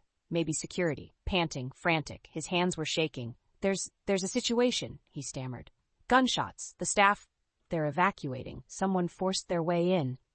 Hunter lowered the gun a fraction. Not all the way. Just enough to show he recognized the man wasn't a threat. "Who?" Hunter asked. "We don't know. Masked. Fast. They're looking for." His eyes darted to me. I froze. The dread inside me pulsed. Hunter took a slow step forward, blocking the man's view of me again. His voice lowered to something soft and lethal. "Finish your sentence. Someone's looking for a woman." My stomach dropped. The guard swallowed hard and pointed down the hall. "They went that way." "Get out," Hunter said smoothly. The guard didn't hesitate. He backed out. The door clicked shut. Silence dropped again. I didn't realize I was shaking until Hunter turned around. His eyes found me instantly, silver burning in the dim light, the kind of look that ripped the air from my chest. He stepped closer, lowered the gun, and slid it away beneath his jacket. He didn't look away from me. Not once. "You okay?" he asked quietly. "No," but I nodded. He didn't believe me. I saw it in the way his jaw clenched, in the way his hand lifted toward me and stopped halfway, hesitating, asking without words. I didn't want to hesitate. Not tonight. I stepped into his space, close enough that my forehead brushed his chest. My body shook as every nerve tried to decide whether to collapse or cling to him. His breath caught, just barely. But it did. His hand rose, touched my wrist, slow, gentle, anchoring. He tilted my chin up with 2 fingers. My breath stuttered. "Kayla," he murmured, "talk to me." "I'm scared," I whispered. His eyes softened with something raw, almost broken. "Good," he said. "Stay scared. Stay behind me. Let me take the hits." I shook my head. "I don't want you hurt." His hand slid up to cup my cheek, thumb brushing the damp spot under my eye. "You won't lose me," he said softly. A lie, a promise, a vow that felt too big for the space between us. "Hunter," I breathed. "Yeah." "You don't know what he'll do." His thumb lingered at the corner of my mouth. "Then tell me." I froze. My lips parted. Words rose. The truth trembled in my throat and died there. He felt it. He sighed once, soft, frustrated, but warm. "All right," he whispered. "Don't tell me tonight." My chest loosened, then tightened again when he leaned in, his forehead touching mine. "Tonight," he whispered, "you let me keep you safe." My breath trembled against his mouth. He didn't kiss me. Not yet. He was waiting. Waiting for me to break. Waiting for me to choose. Waiting for something I didn't know I still had inside me. "Hunter," I whispered, voice cracking, "if he finds me." "He won't." "How can you be sure?" He brushed his thumb along my jaw, slow, almost reverent, "because I won't let him." Something inside me snapped open. A soft sound escaped my throat, raw, tiny, helpless. A sound I didn't even know I could make. His pupils darkened. He heard it. He felt it. "Kayla," he murmured, voice roughening, "come here." His hand slid to my waist, gentle, firm, pulling me closer until my body aligned with his. Heat shot through me, every inch of me softened, my breath tangled with his. The world had turned into shadows and danger, and something terrifying waiting outside the door. But his arms around me felt like the only safe place left. I reached for him, slowly, shaking. And when my fingers touched his chest, his breath broke, quiet, sharp, almost pained. I whispered his name. "Hunter." His hand slid up the curve of my waist, his fingers spreading as if he needed more contact. "Yeah," he whispered. "I'm right here." I lifted my face. His eyes dropped to my lips. He didn't kiss me. He waited. My heart hammered, my lips parted on their own. My fingers curled into his shirt. He shuddered. I leaned forward and kissed him. He exhaled hard into the kiss, like something inside him had been chained for years and I'd just broken the lock. His hands tightened around my waist, drawing me flush against him. Heat surged through me so fast I felt weightless. He kissed me back slowly at first, deep, warm, exploring each breath I gave him. Then the kiss deepened, hungry, needy, barely restrained. His hand slid up my spine. The other moved to the back of my neck, tilting my head for a deeper angle. I melted against him, completely. Every fear, every memory, every lie, all of it dissolved under the way he touched me. He kissed like he'd been waiting 5 years. He kissed like he owned every breath I'd been holding. He kissed like I was something he'd lost and wasn't letting go again. Kayla, he murmured against my mouth, voice ragged. Tell me to stop. I didn't. I couldn't. Instead, I threaded my fingers into his hair and pulled him closer. He groaned softly, a sound that vibrated down my spine. His hands slid lower, gripping my hips, pulling me into him, deepening the kiss until my knees weakened. I broke away only when my breath ran out, my forehead dropping against his shoulder, chest rising too fast. His breath hit the side of my neck, hot, uneven. Come with me, he murmured. Where? My voice shook. A safer place. Where? My penthouse. Fear flared. Not of him, of what going there meant. He felt me tense and cupped the back of my head gently. You're safe with me, he whispered. Say you know that. My mouth trembled. I know. He kissed my forehead, soft, steady, a claim disguised as comfort. Good. He pulled back enough to see my face. You stay pressed against me until we're out of this building, he murmured. Understand? I nodded. He took my hand, warm, strong, enveloping mine completely, and led me toward the door. Every step felt like stepping deeper into something I couldn't undo. We reached the hallway. It was dim, silent, abandoned. Hunter shifted me against his side, his arm firm around my waist, keeping me tucked against him. My heart raced, but not from fear, from him. From the warmth of his body guiding mine, from the quiet, lethal way he scanned each corner, from the promise in the way he whispered, Stay close. I did. I stayed so close I could feel every breath he took. When we reached the exit, rain hit us, cold drops, sharp against my skin. Hunter pulled off his draped over my shoulders. I blinked up at him. His voice dropped. Don't look at me like that. Like what? I whispered. Like you want me. I froze. The rain kept falling. My heart kept racing. He kept staring. I opened my mouth, but nothing came out. He exhaled, slow and rough. Kayla, my breath hitched.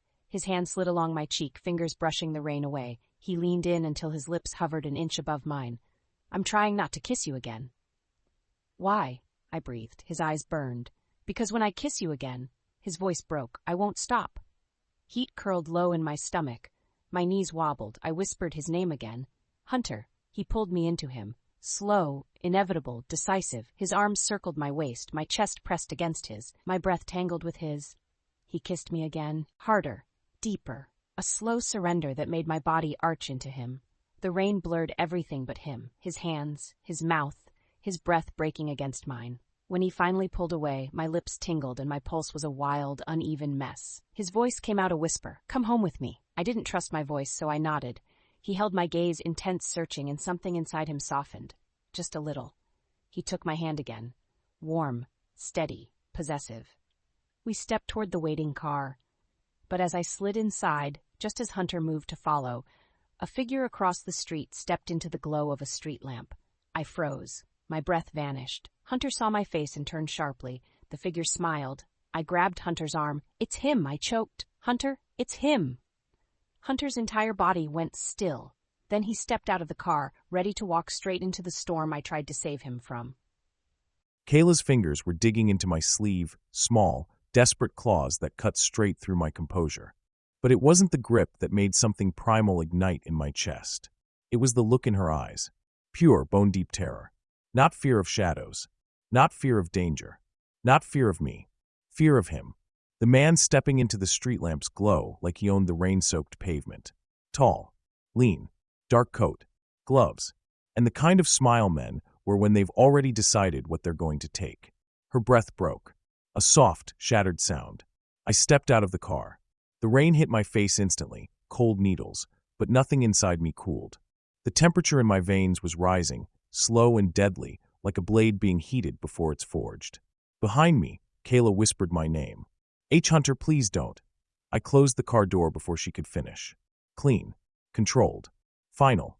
I needed her inside that car. I needed her away from this. I needed to end this before it touched her again. I took one step out onto the street. The man smiled wider. Hunter Shades, he said, voice smooth with mock admiration. Finally, my fingers twitched once. Just enough for me to feel the phantom memory of a trigger. But I didn't reach for my gun. Not yet. Step away, I said softly. He chuckled. From you? Why would I do that? You're standing too close to what's mine. His brows lifted. Possessive. Correct. A flicker of amusement lit his eyes. She used to tell me you were like this. My jaw locked. He saw it. He enjoyed it. She talked about you? he said, tilting his head. A lot, actually. The streetlights reflected off the rain sliding down his cheekbones. Everything in him was polished, like a snake someone buffed by hand. He liked the effect. He liked the power. I stepped closer. One step, then another. He didn't back away at first. But when I reached 6 feet from him, something in his posture changed. He realized he'd miscalculated. I kept my voice quiet, dead calm. You don't say her name. You don't think her name. You don't breathe it. His smile tightened. She's still my. I didn't let him finish. I stepped right into his space, faster than his eyes could track, my hand fisting the front of his coat and slamming him back against the brick wall behind him.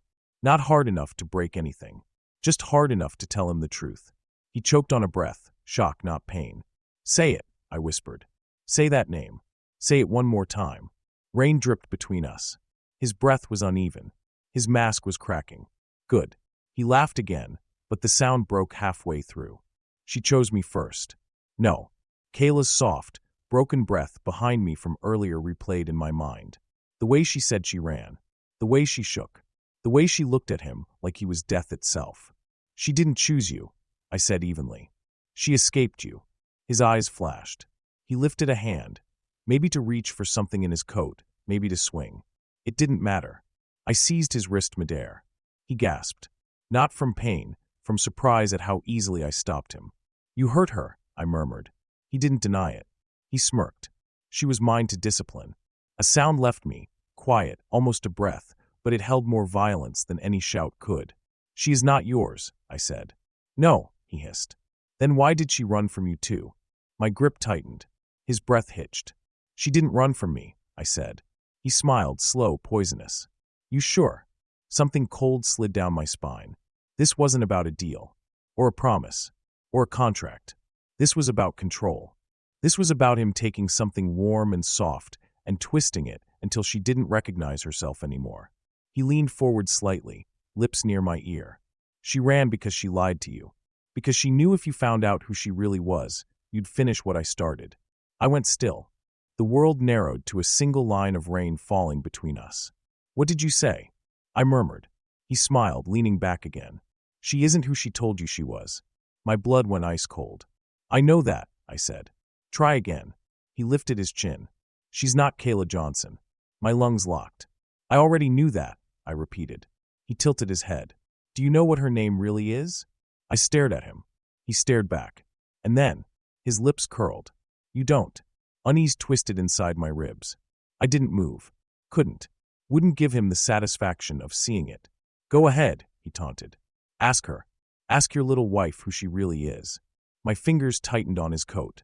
Shut your mouth. Ask her, he whispered, why she was promised to me. A muscle jumped in my jaw. She owes me, he continued. Her family owes me. And when I take her back, you won't. My voice was quiet, deadly, final. He smirked. You really think she'll stay with you after you hear what she did? Say another word, I murmured, and I end you where you stand. He leaned in. Are you sure you want to marry a murderer? Every atom in me froze. The rain, the street sounds, the world behind, us, all went silent. Murderer, I repeated softly. His grin widened. There it is. What did you say? I asked again. He inhaled slowly, savoring the moment like he'd been waiting for this. She killed someone, Shades. My pulse slammed once, hard, dangerous. He leaned back to look at my face. Oh, he breathed in delight. You didn't know. You're lying. No, he whispered. She is. My fingers clamped around his collar. He didn't seem afraid of dying. He seemed afraid of something else, being ignored. He pushed on. She ran because she didn't want you to know what she did. She ran because she knew you'd put a bullet in her head like you do with all your loose ends. My voice barely existed. Who? He smirked. Ask her. I slammed him back against the wall, so fast his breath ripped out of him. Tell me. He laughed, breath broken. Or what? You'll break me. No, I said softly. I'll watch you. Watch me do what? He spat. Watch you beg. His eyes flinched. Good. I stepped closer, leaning in so only he could hear. Say another lie, I whispered, and I'll drag the truth out of your bones. He froze. Fear flickered. For the first time, real fear. Then, a soft click behind me. The car door opening. Hunter, Kayla's voice broke. I turned instantly. She stood half out of the car, rain in her hair, tears on her cheeks, her eyes huge and terrified. "Please," she choked. "Don't do this." Her voice shattered something inside me. I let go of him. He stumbled but didn't fall. Kayla reached for me with shaking fingers. "Come back. Please. Please." I stepped toward her. The man behind me laughed softly. "So obedient," he said. "Just like old times." I didn't turn around, but my hand twitched toward my gun. Kayla saw it. "No," she cried, voice rising in panic. "Hunter, listen, please." I turned fully to her. Her face, her tears, her trembling. Everything in me shifted. She wasn't scared of violence. She was scared of truth. I stepped closer. She stepped back instinctively.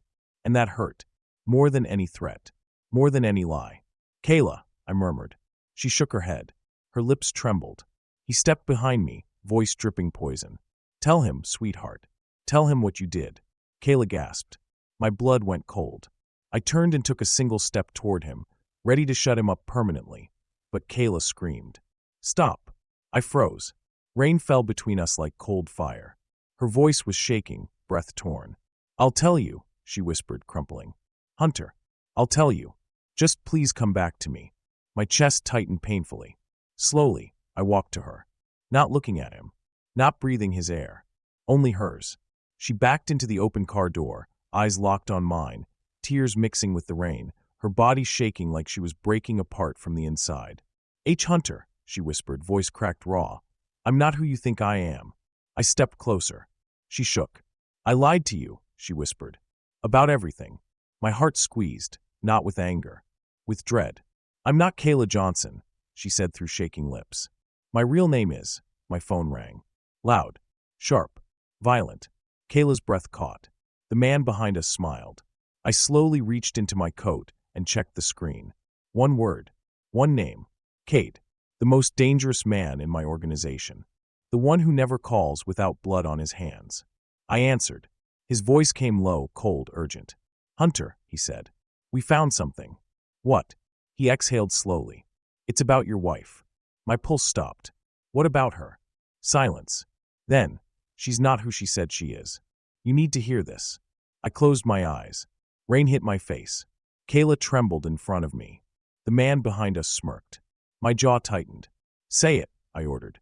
Cade whispered the words that changed everything. "She's the daughter of the man who ordered your father's death." The world went silent. Kayla's breath broke behind me.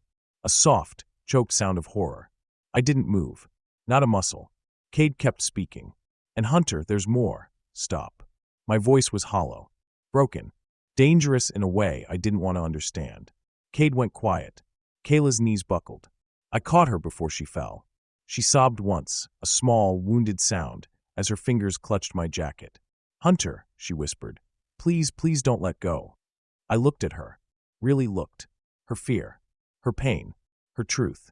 Her tears hitting my hand. And something inside me, something deep, ancient, violent, human, cracked. Not a clean break. A fracture. A quiet one. The kind that spreads slowly. I pulled her against my chest. She gasped. "I'm not letting go," I whispered. But the truth hung between us like a blade. She was the daughter of the man who destroyed my family. The daughter of the man whose blood I'd sworn to burn from the earth. And she lied. To save herself. And maybe to save me. Behind me, the man laughed. "Well," he said, stepping into the light. "This should be fun." I turned my head slowly. My voice was ice. "You breathe again," I said, "and I put you in the ground." Kayla buried her face in my chest, sobbing quietly. I wrapped an arm around her. Possessive. Protective. Broken. Healing. Dangerous. I didn't care. I only cared about one thing. She was mine. Even if the universe hated that truth. I lifted Kayla into the car, voice low and lethal. "Start talking. Tell me the truth. All of it." And she whispered, trembling against me. "I killed the wrong man." The moment I whispered, "I killed the wrong man," the night seemed to fold in on itself. Rain kept falling, splashing the street, but everything inside the car froze. Hunter didn't move, not an inch, not a breath. His hand was on my thigh, warm, strong, steady. But the stillness of it scared me more than anything else tonight. He was always controlled. He was always quiet. He was always lethal with silence. but this silence felt different. He finally lifted his eyes to mine. Silver sharper than I'd ever seen them, pain buried under steel, heat buried under ice. Something breaking behind something unbreakable. He whispered, "What did you say?" I swallowed hard. My voice barely worked. "Hunter, please, just listen." His jaw moved slow, hard, tense. He didn't nod, didn't say he'd listen, didn't say he wouldn't. He only said, "Start." My throat tightened.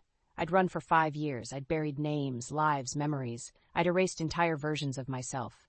But none of it mattered now, because he was here, and he knew, and I was out of places to hide. I pulled in a shaky breath. It wasn't supposed to happen like that. Hunter leaned back in the seat, barely, just enough to see my whole face. His hand didn't leave my thigh. If anything, his fingers tightened. "Go on," he murmured. I wiped a tear with the back of my hand. "I grew up hidden," I whispered. "Not protected, controlled. My father, his empire, his people, they weren't like yours. They weren't loyal, they weren't principled, they were—" My voice shook. "They were monsters." Hunter's expression didn't change. "Monsters raised me," I whispered. "Taught me everything I know, how to lie, how to hide, how to smile when I'm breaking." "Kayla?" His voice was low. "Stay with the truth." I closed my eyes for a moment, then opened them again. The night I ran, someone grabbed me. I thought it was him, my father. I thought he found out I tried to escape. Hunter's hand tightened on my thigh again, possessive, involuntary. I swallowed. I panicked. I swung. There was a letter opener near the desk. He grabbed me from behind, and I just reacted. I didn't look. I didn't think. My breath trembled. When he fell, I saw his face. My voice cracked. It wasn't my father. Hunter's eyes narrowed with a cold flicker. "It was someone who worked for him," I whispered. "Someone who had nothing to do with it. Someone who just came to tell me the car was ready. He was trying to help me escape, Hunter." Here's a broken sob dragged through my chest. I killed the wrong man. Hunter didn't look away. He didn't soften. He didn't flinch. He just stared at me like he was reading a confession on the inside of my skin. "And your father?" he asked quietly. "What did he do when he found the body?" I froze. That part was worse. "He stood over him," I whispered. Looked at me, looked at the blood, and he smiled. Hunter's breath left through his nose, slow, sharp. He didn't punish me. He didn't yell. He didn't call the police. My voice shook harder, memories shoving themselves up from the grave I'd buried them in. He told me it meant I was finally his daughter. Hunter's entire body went still. I kept going because I had to, because if I didn't say it now, I never would. He said it proved I had his blood. He said he could use me now, mold me, sell me, promise me. Tears slid down my cheeks, warm in the cold rain light, and then he told me something else. I looked straight into Hunter's eyes. He said he'd promised me to the man outside, that I belonged to him. Hunter inhaled, slow and lethal. "And when I said I'd rather die," I whispered, "he said that could be arranged." A tear hit my palm. I fled that night. I ran. I ran so fast, so far, I didn't even pack anything. I left every part of myself behind. Hunter finally spoke. One word. Soft. Deadly. "Why didn't you tell me?" My throat closed. I opened my mouth, but the first answer died before reaching my tongue. He stared at me, waiting, bleeding silently in ways no one could see. "Say it," he murmured. "I thought you'd kill me," I whispered. His jaw clenched hard. "Kayla, I was your wife, Hunter, married to you before I even understood what a life outside my father looked like. You were the one man he couldn't own, the one man he feared, the one man he couldn't predict." I wiped my cheeks. "You were everything he wasn't, which meant you were dangerous too." Hunter's breath stopped. "Just a fraction, but enough. I knew if you found out who I really was," I whispered, "you'd think I was using you, or spying, or trying to hurt you." His eyes darkened. Cold, sharp. "But you ran anyway," he said. "Yes. You ran from him. Yes. You ran from me. Yes." I sobbed once, choking on the truth. "I didn't want to run from you, but I didn't know how to stay." His eyes burned into mine. "You should have stayed," he whispered. My breath broke. "You would have hated me." "Look at me," he growled softly. "I did. You think I hate you?" My lips trembled. "You should." He shook his head once, slow, almost disbelieving. "I don't hate you," he said quietly. "I hate that you were alone. I hate what he did. I hate that you thought I wouldn't protect you." His voice dropped into something deeper. "And I hate that bastard outside for touching what's mine." Heat twisted under my ribs. Dangerous, wrong, wanted. Hunter, please don't do anything stupid. He leaned closer, so close his breath touched my lips. I don't do stupid things, he murmured. I do permanent things. My breath caught. His hand slid up my thigh, slow, warm, claiming. Not sexual, protective, grounding, intimate in a way that made my pulse trip. You killed the wrong man, he said, voice low and dark. That means the right one's still breathing. I froze. Hunter, he hurt you. My throat tightened. He tried to take you. I shook my head. Please, not like this. He chased you. Hunter, listen, he terrified you. My eyes burned. And I don't forgive men who terrify my wife. The word sliced through me. Wife. Not for business, not for a contract, not for a deal, for him, for us, for whatever this dangerous, impossible thing was. Hunter, I whispered, voice breaking, if you go after him, he'll come after you. Let him. I grabbed the front of his coat. Stop saying that. He went quiet, breathing hard, watching me. Why do you care? Soft. Too soft. My lips parted. Because I love you. The truth was that loud, that simple, that terrifying. But I couldn't say it. Not yet. Not when everything between us was a battlefield. So I whispered what I could, because I can't lose you. His expression fractured, just a flash, but real, human. You won't, he whispered. His thumb brushed my cheek again, stroking a tear he shouldn't have cared about. I'm not him, he added softly. I don't hurt what's mine. My breath shook. Hunter, and you, he murmured, leaning closer, are the first thing I ever wanted enough to break rules for. I closed my eyes. He pressed his forehead against mine. His breath mixed with mine. His hand slid to the back of my neck, pulling me close, holding me steady, anchoring me. My heart was breaking open inside my chest.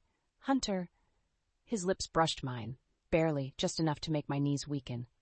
Tell me the rest, he whispered. Tell me everything. I opened my mouth. A car screeched across the street. Hunter's head snapped up. I turned in time to see 2 black SUVs sliding into the curb behind us. Doors opened. Men stepped out. Men with masks, men with guns. My scream died in my throat. Hunter's arm flew around my waist. He yanked me close. My chin hit his shoulder. His chest locked around me like steel. His voice dropped into a guttural whisper. Get down. The world exploded into motion. Hunter shoved me beneath him as the first bullet shattered the back window. And he whispered, I'm not losing you. Not tonight. Not ever. The first bullet hit the back window like a hammer on glass, a sharp, vicious shatter that erupted behind us. Kayla gasped beneath me. Her hands clutched my coat, knuckles white. Stay down. I breathed, voice low, absolute, unshakable. She didn't argue. She didn't try to move. Her breath trembled hot against my throat. Another shot. Closer. Louder. The car rocked. My body tightened, curling around her instinctively, shielding every inch of her I could. My arms locked around her shoulders. My chest pressed into her back.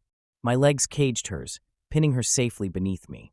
Her heartbeat hammered against me, fast, frantic, terrified.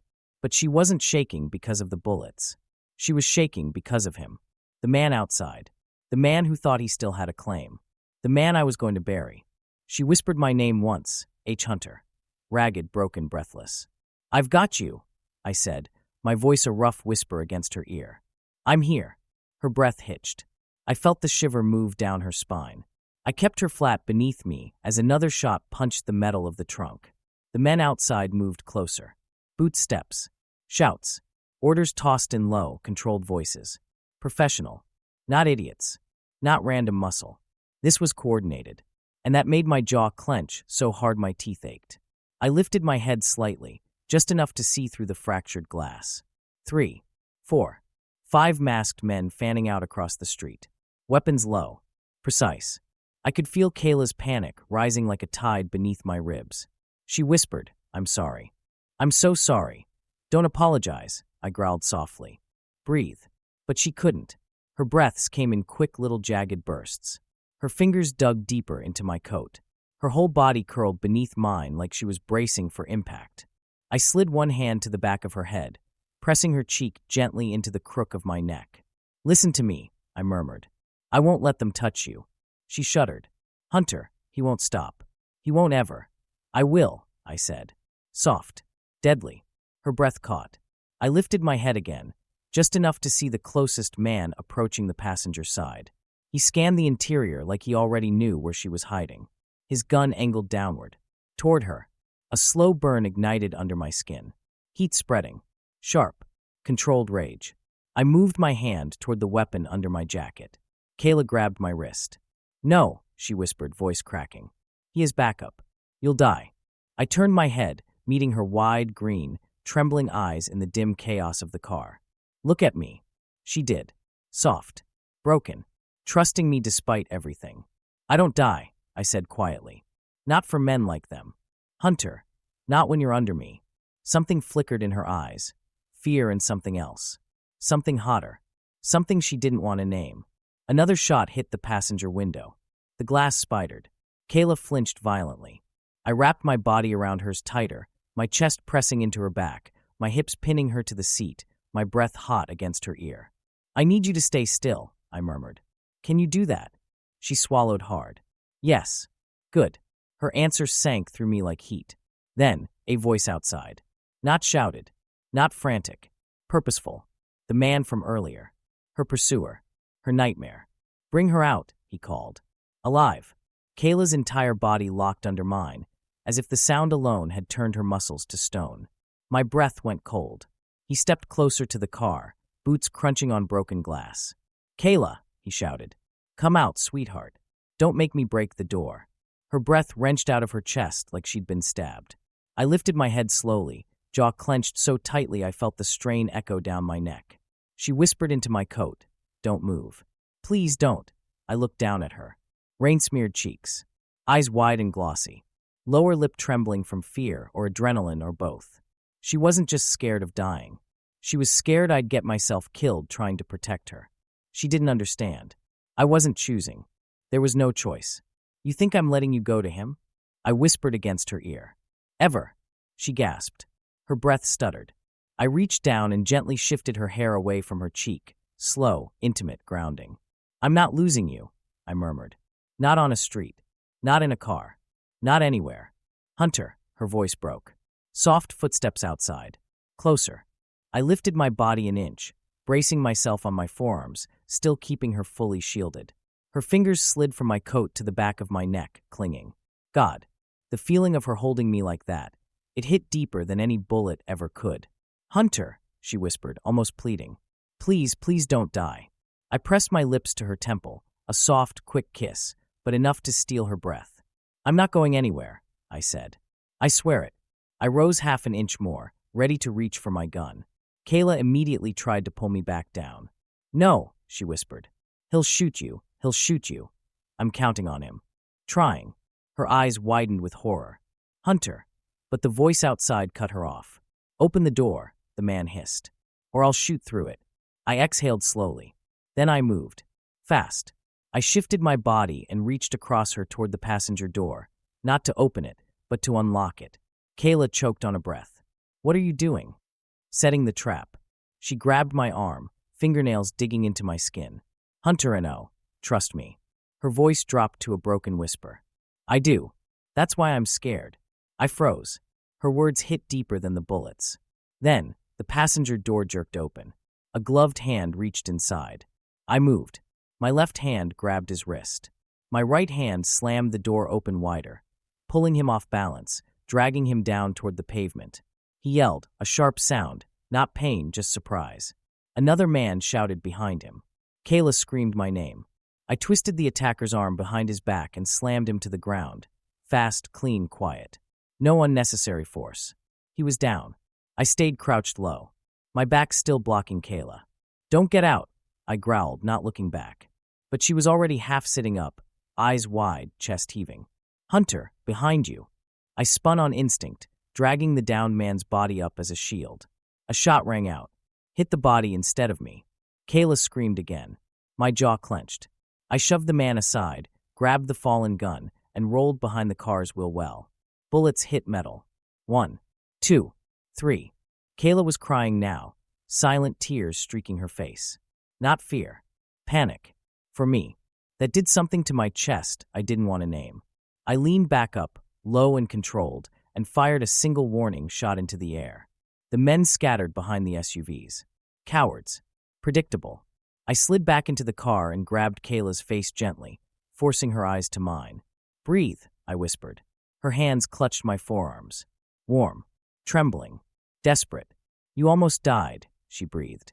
You almost died. No, I didn't. You don't know that. I do. She shook her head, tears falling faster. You shouldn't do this for me. I'm not doing it for you, I said, voice low, raw, honest. I'm doing it because he touched what's mine. Her breath hitched violently. I leaned closer. Her lips trembled. Hunter, one word. Soft. Breaking. I ran my thumb under her eye, catching a tear before it could fall. He's not taking you, I whispered. He's not touching you. He's not breathing your direction again. More footsteps outside. Kayla gasped in terror. Hunter. I know, I murmured. Stay down. I twisted, lifting my gun again, but before I could rise fully, a flash of movement blurred across the street. Then, a man slammed into one of the masked attackers from behind. A blade glinted in the rain. Not mine. Not theirs. Someone else was here. Someone fast. And lethal. And not one of ours. Kayla's breath hitched. Who is that? I stared through the broken glass. The stranger moved like smoke, precise, silent, efficient, dropping one masked man, then another, then vanishing behind the SUV. Kayla clutched my arm. Hunter, who is that? I swallowed hard, because I recognized the movement, the stance, the calm brutality. I didn't expect him. Not here. Not now. Not for her. But there was no mistaking it. That's, I began. The stranger turned and stepped into the street lamp. Kayla gasped. Her hand flew to her mouth. Her eyes widened in horror. I froze, because the man standing there, dark hair slicked to his face, knife dripping rain, eyes glowing with something unholy, was someone Kayla thought was dead. Her brother. Kayla whispered, voice breaking apart. Hunter, that's my brother. I killed him. I killed him. And he smiled at her. Alive. The world narrowed to a single point of light, the street lamp, the rain, and him, my brother, alive, breathing, smiling. I couldn't breathe, not air, not anything. My hand slipped from Hunter's arms, trembling uncontrollably, my chest squeezed tight, a sharp, painful pressure that made everything inside me tilt sideways. I couldn't move, I couldn't blink, because the man I'd mourned, the man I'd run from, the man I believed I'd killed, was standing 10 feet away. Alive. His smile widened when our eyes met. Soft, warm, familiar. It shattered something inside me. My voice barely existed. Liam? Beside me, Hunter's body went rigid like steel heated until it's ready to break. But I couldn't look at him. I couldn't look anywhere except at the man who should have been dead. Liam took one step forward. Rain traced the angles of his face. Older now, sharper, shadowed in ways I didn't recognize. He wasn't the soft boy who used to sneak me out of our father's estate to breathe air that didn't taste like fear. He wasn't the boy who whispered that someday we'd leave. Someday we'd be free. He wasn't the boy whose body I'd crumpled next to as his blood warmed my hands while I screamed his name. He was different, harder, sharper, alive. "Kay," he said gently. "Hey, it's okay." My knees buckled. Hunter caught me before I fell. His arm wrapped around my waist, locking me against him. Warm, solid, devastatingly steady. He didn't take his eyes off Liam. Liam didn't take his eyes off me. And I couldn't take mine off him. "I killed you," I choked out. "I killed you. I killed you." Liam lifted a hand slightly. "Kayla. Kay, you didn't." My stomach twisted so violently, I thought I might collapse. Hunter's grip tightened at my waist, as if he felt the exact second the world dropped out beneath my feet. "I saw you bleed," I whispered. "I heard you stop breathing. I held you." My throat closed. Liam's expression softened with something heartbreakingly familiar. "You saved me," he said. "Not the other way around." Hunter exhaled. Slow, sharp, dangerous. One hand stayed at my waist. The other slid subtly toward the weapon under his coat. Liam noticed. His eyes flicked to Hunter, then returned to me. "Your husband is protective," he said lightly. Husband. Hunter's jaw flexed. A silent warning. But Liam's voice stayed soft, almost soothing, like he thought he could coax me out of the nightmare inside my head.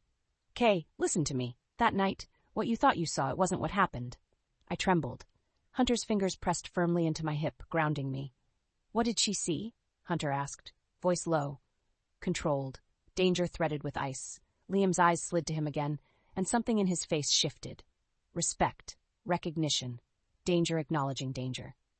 "You're Hunter Shades," he said softly. "Correct," Hunter replied, "and you married my sister." Hunter didn't blink. "She's my wife." Liam studied him for a moment, and then nodded slightly. like he was assessing something important. Then he turned back to me. "Kay," he said again, "you didn't kill me. I swear on every piece of who we were, you didn't." Tears burned hot behind my eyes. "You stopped breathing," I whispered. I was drugged," he said gently. "Staged. Father wanted you to think you'd killed me." My entire world cracked down the middle. My lungs seized, my vision blurred. Something inside me tore open so violently I felt it in my bones. Hunter's hand slid up my back, warm, anchoring. His thumb brushed the side of my ribs, soothing and steady, almost unconscious. "He made me believe I murdered you," I whispered. "Yes," Liam said softly. "And then," my voice broke, "he promised me to." My gaze flicked toward the other masked men, not the ones on the ground, not the ones being dragged by the stranger's shadows, but him. The one who'd tormented me for years. The one who'd claimed me like property. The one who called me sweetheart like he owned the sound. Liam's jaw tightened. "He promised you to a monster." Hunter's breath hitched, quiet but sharp. His fingers dug into my waist, because he understood that line better than anyone. "He's dead," Liam said. My head snapped toward him. "What?" "Father," Liam clarified. "He's gone." I swayed. The car shifted under me. Hunter's grip tightened instantly, pulling me against his chest. "You're free," Liam whispered. "You don't have to run anymore." My lungs collapsed. He was wrong. Because the second those words left his mouth, gunshots erupted again. Hunter shoved me down inside the car, covering me with his body, bracing us both behind the seat. "Down," he growled. Liam spun in the rain, knife in hand, eyes narrowing at the men stepping out of the second SUV. More of them, faces hidden, guns raised. Liam cursed under his breath. They followed me. Hunter's head jerked up. "You led them here?" Liam snarled. "They were already tracking you." Hunter went still. For half a second, I saw the truth slide through his mind. This wasn't about Liam. This wasn't about my father. This wasn't even about the man who claimed me. This was bigger. This was a war. The worst part, I was the nexus of it. Kayla Johnson, the woman who lied, who ran, who broke a marriage and a life and a man without meaning to, had somehow become the reason Hunter Shades was going to war. Another gunshot cracked through the air. Hunter leaned down, breath hot against my ear. "Stay low. Don't move." "Hunter," I whispered. "Please." His hand cupped my face, turning my eyes to his. He looked at me like he was memorizing me. My breath broke. He kissed me, not soft, not hesitant, not gentle, a kiss like a vow, a kiss like a brand, a kiss like a man about to walk into fire and needing me to feel him on my lips when he did. Heat surged through me, pain and want and terror and surrender all tangled at once. He broke the kiss, but stayed close. His forehead pressed to mine, his breath rough. "I'll end this," he whispered. "I'll keep you safe. Hunter, don't." He shook his head. "I'm not losing you," he said, voice shredded and raw. "Not him, not fate, not your past, not your lies. I'm not losing you." I sobbed. He kissed my forehead, my cheek, the corner of my mouth, soft, slow, painfully tender. "Stay down," he whispered. "Don't follow me." Then he let me go. He rose. The absence of his body over mine was a physical ache. I grabbed his wrist. "Don't," I begged. "Hunter, don't go out there. Please, please." He looked down at me. His expression broke, not shattered, not cracked, just broke, a fracture only I could see. His fingers slid from mine, slow, reluctant. He whispered, "I came back for you once. I'll come back again." And when I do," he murmured, lowering his lips to my ear, "you're going to tell me the rest of the truth." My heart stopped. "Hunter." He stepped out of the car, into the rain, into the gunfire, into the nightmare I'd brought into his life. Liam grabbed his shoulder. "We take the left." Hunter shoved him back with a cold smile. "I'll take everything." Liam blinked. "Shades, if you die, she breaks." Hunter didn't turn, didn't answer. He only said one thing. "She breaks if I leave." Then he moved. Cinematic. Silent, fatal. Straight toward the men coming for me. Straight into the bullets, straight into the storm. I screamed his name, "Hunter!" But he didn't turn back. Not once. The last thing I saw before the smoke exploded across the street was Hunter disappearing into the rain, and the echo of a single violent cry, "Contact left! Take him down!" Then the world went dark. The moment I stepped into the rain, the world narrowed. Not to the gunman, not to the SUVs, not to the flicker of Liam's blade catching streetlight to her. Kayla's breath hitched behind me. I felt it even from 10 feet away. Her fear, her panic, her trust. It wrapped itself around my ribs like wire, tightening with every heartbeat. I didn't have the luxury of fear. Not for myself. Only for her. A shot cracked somewhere to the left. I moved before the sound faded, pushing off the wet pavement, sliding behind the nearest SUV, my shoulders slamming into metal hard enough to rattle my teeth. My gun was in my hand before the shooter even repositioned. Kayla screamed my name. I didn't look back. Didn't dare.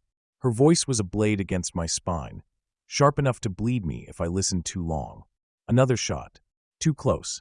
Liam darted into the line of fire, blade flashing, dragging one of the masked men down with a fluid, predatory sweep of his arm. Efficient. Silent. Too practiced. I filed that away. Questions for later. Assuming there would be a later. 3 men left. Maybe 4. Hard to see through the rain. I peeked around the SUV's hood, and a bullet whistled past my cheek, heat-kissing skin. I exhaled once. Slow. Controlled. One of the men shouted, "We want the girl. Move, shades." My jaw tightened. They weren't here for a message. They weren't here to scare. They came to take her. "No," I murmured. It wasn't a threat. It wasn't a warning. It was truth. My muscles coiled as one man advanced, gun raising, steps measured like he thought he had the upper hand. He didn't. I moved low, using the car door for cover, sliding across wet pavement until I was close enough to hear his breath. He leaned, scanning for me on the wrong side. I rose behind him and pressed the barrel of my gun to his spine. He stiffened. "Should have learned who you're hunting," I whispered. He swung an elbow backward, sloppy. Desperate. I grabbed his arm, twisted hard enough for the gun to fall from his grip, and shoved him into the side of the vehicle. The impact knocked him half-conscious. I didn't need him conscious. I needed him quiet. Behind me, Kayla's voice tore through the chaos. "Hunter, behind you." I spun too late. 2 men were rushing me from opposite sides. I ducked low and rolled, grabbing the fallen gun. Rain stung my face as I snapped off a shot. Not to kill, but to disarm. One gun dropped. The other man lunged, tackling me backward. My shoulders slammed into the ground. Pain radiated down my arm. He straddled me, swinging wildly. He didn't land a single hit. I caught his wrist midair, twisted, and used his own momentum to flip him over my head. He slammed onto the pavement with a grunt. I pinned him with my knee, grabbed his collar, and snarled into his masked face. "Who sent you?" He spat blood. I tightened my grip until his breath wheezed. "Say it." He laughed. A broken, choking sound. "He wants her back." My blood turned to ice. "Him," I murmured. "Or the people he answers to?" His eyes flickered. Fear. Real fear. Good. Before he could speak, Liam appeared, yanking the man up by the collar, knife pressed to his throat. "Move," Liam gritted. "You're too slow." I stood sharply. "Put him down. He's dead weight." I said, "Put him down." Liam's jaw clenched. He shoved the man to the ground. Not gently. "You're going to get yourself shot," he snapped. I stepped closer, nose nearly touching his. "You think I haven't been shot before?" "Not while saving my sister." We both froze. Kayla gasped behind us, her voice thin and cracking. "Hunter, please stop." I turned. She was standing outside the car, barefoot, shaking, rain soaking her hair and clothes, eyes wide and terrified. "For God's sake," I hissed, "get back inside." "No," she cried. "You'll die if I stay in there." A shot cracked. Close. Too close. I grabbed her wrist and yanked her behind me, turning my body into a shield just as another bullet tore past my shoulder. Kayla screamed. I pushed her to the ground and covered her with my body, my breath hitting her ear in ragged bursts. "Stay down," I growled. She shook beneath me, hands gripping my jacket. "Please, don't leave me. Don't go out there." Her voice broke. Something inside me broke with it. Liam's voice cut through the rain. "There's one left. Up top." I lifted my head. On the parking garage above us, a sniper. Gun aimed directly at Kayla. My stomach dropped. Cold. Silent. "No," I rose, dragging her into my arms, swinging her behind the SUV as the sniper fired. The bullet hit metal inches from her head. Kayla sobbed into my chest, fists clutching my shirt like she was trying to fuse herself to me. I cupped the back of her head, pressing her face into my throat. "You're safe," I whispered fiercely. "I've got you." "No, you don't. Hunter, you don't understand. He won't stop." "I will." I pulled back enough to look at her. Her wet lashes, her trembling breath, her mouth parted in fear and something deeper. I touched her cheek, with shaking fingers. Not from fear, from fury. I'm ending this, I said. Her grip tightened. Don't. I have to. Hunter, please. I'm not asking permission, Kayla.